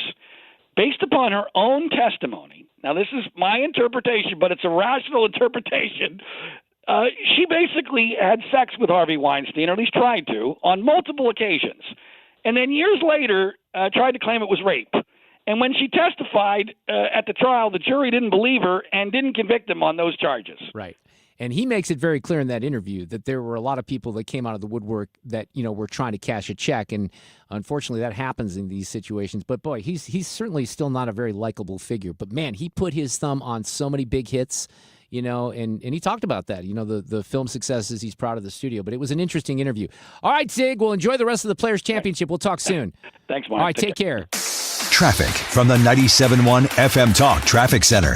Leaving downtown, westbound 70, some moderate volume, especially at Jennings Station Road, but then it opens up and doesn't slow again till Wentzville. 6440 is thinning out nicely, moderate volume, Hampton, out through McCausland. Eastbound, though, slowing at Big Bend. Westbound looks pretty good out west, just some moderate volume. From Highway N out through Lake St. Louis Boulevard.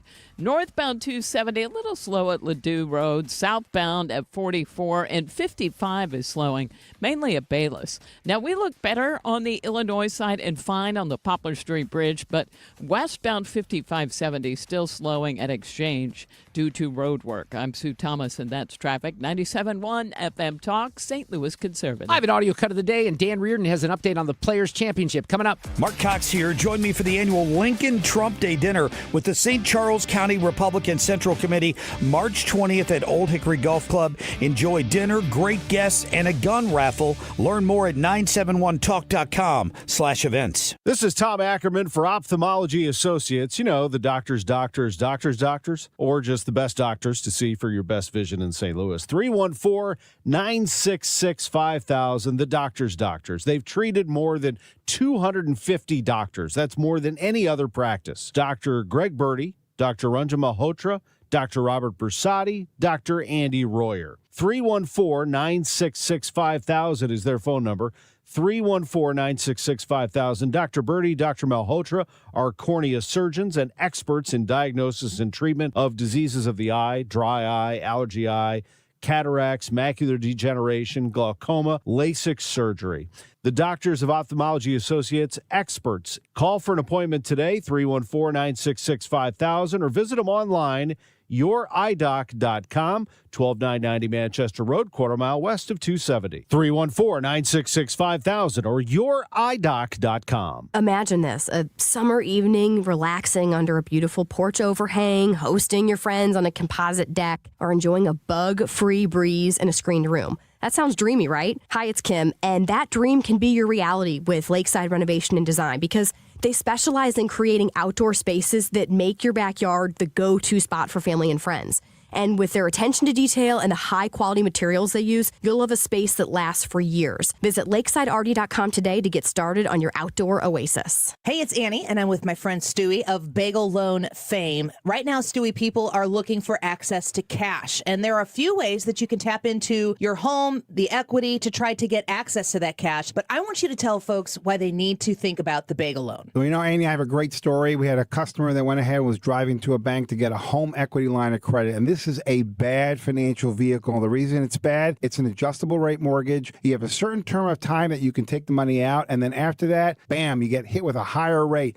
These rates can go up and down like a yo-yo. You pay interest only, and before you know it, you started with a certain balance, and guess what? You got the same balance 5 years later. Be smart, refinance the house, take the cash out you need to consolidate the debt, do your home improvements, maybe go on vacation, do what you got to do, but do it with a 30-year or 20-year fixed rate. You'll be way ahead of the game. And with the Bagel Loan, you pay no dollars in closing costs. 314-324-4440. That's 314-324-4440. Google the Bagel Loan. NMLS number 226715. Straight Realty has always been an industry leader when it comes to commissions, so it should come as no surprise that the recent Realtor settlement has only empowered us to continue offering our sellers even better rates. We now list homes for only 2%.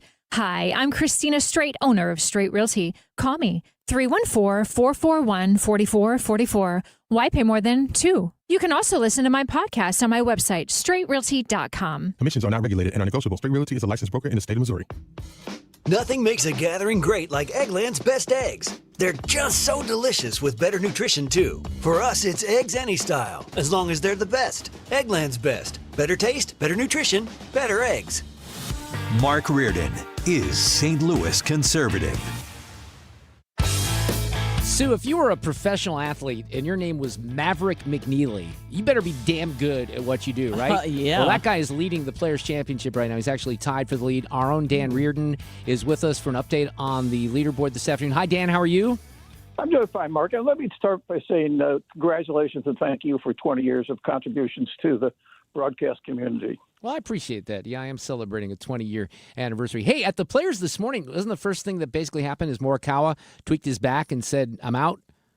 Yeah, we're waiting to see if Rory was going to play, and all of a sudden one of the favorites, literally one of the favorites going into this championship, takes one swing on the practice range, and he's done for the week. And it's been an interesting day, and particularly in the afternoon. The scores have been very, very good in the afternoon. We now have 5 players tied for the lead. Maverick McNeely, you mentioned Lee Hodges, who won 3 years ago, I think, in the Twin Cities. Sev Straka just got in at 5 under par. Sahith Theegala is finishing up on 18. He's at 5 under. And now with 5 holes to play or 4 holes to play, Austin Smotherman is also at 5 under. And yet, I think the round of the day, though, has to go to Justin Thomas.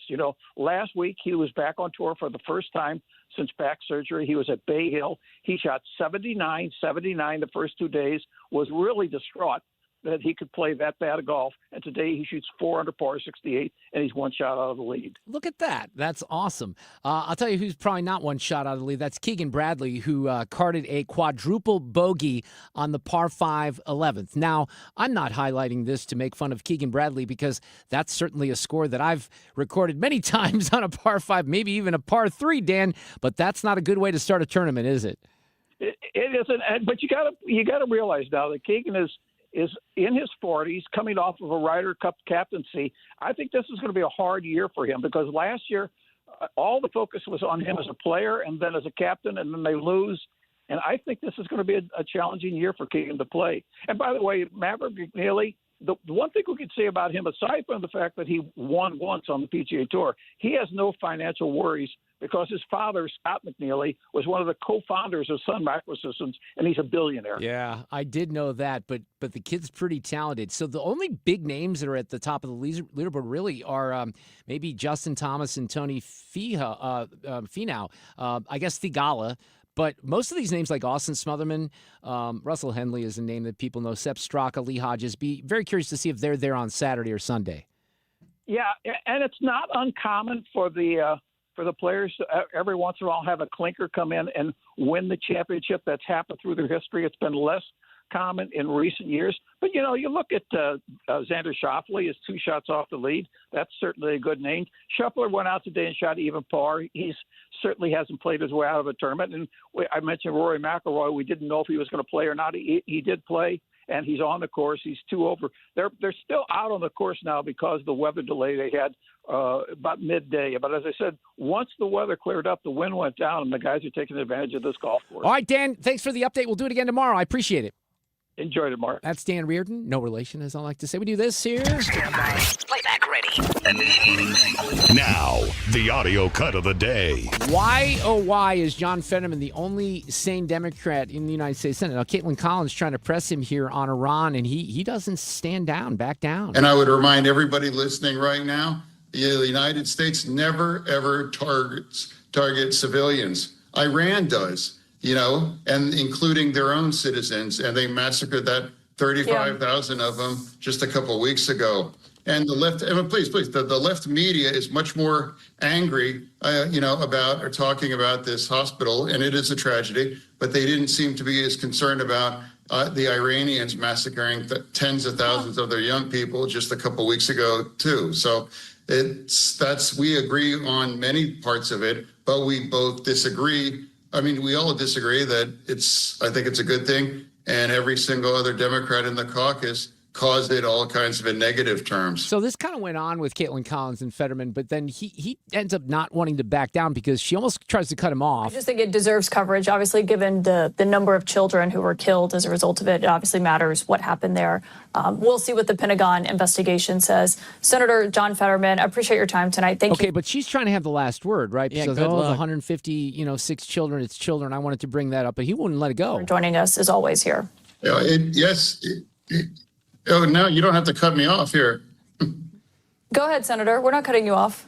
Well, you said something that it's like it's appropriate to cover it. It is appropriate to cover it. You know, it's a tragedy. Absolutely. You know, and now if we were on that, it's entirely appropriate for it to apologize. If you're implying that I don't think it's wrong to cover it, that's just not true. Yes, it's being covered. I just want to clarify that. It just seemed like a short shut off there to imply that I didn't want to carry that, or I think it's entirely appropriate to talk about it. Yeah, I'm not implying that. I just wanted to clarify why we're covering it for everyone who's watching. Senator, thank you. I do always appreciate hearing your thoughts. Yeah, thank you. Well, I'm glad that he kind of, got the last word on that because, look, what he was calling out, there's no doubt. The point is, yes, is it something they should cover? Absolutely. Of course. But John Fetterman's point about that was very important. We made this earlier. We're not targeting that school. If we hit that school, and we don't know for sure that we did, it was an accident. Even I've seen lefties out there that hate Trump at least admitting that we don't do that. We do not target civilians. Unfortunately, you do have, situations that occur like this. But I'm glad that, he made the point because this is what happens with CNN. And I hear it every night because lately this is what I do. I leave, I go to Laura, I go to CNN, I see what Aaron Burnett's doing. And, sometimes you feel like you're living in two different planets or on two different planets. But I'm glad that he made his point. Why is he the only Democrat? Look, I'm all for you got a couple of Republicans that want to challenge Trump on the other side, but just one Democrat wants to make the case. That's, I guess, not stunning anymore. Hey, we're back tomorrow at the Fish Fry. Join us live at 3. We're going to be in Brentwood at St. Mary Magdalene. Traffic from the 97.1 FM Talk Traffic Center.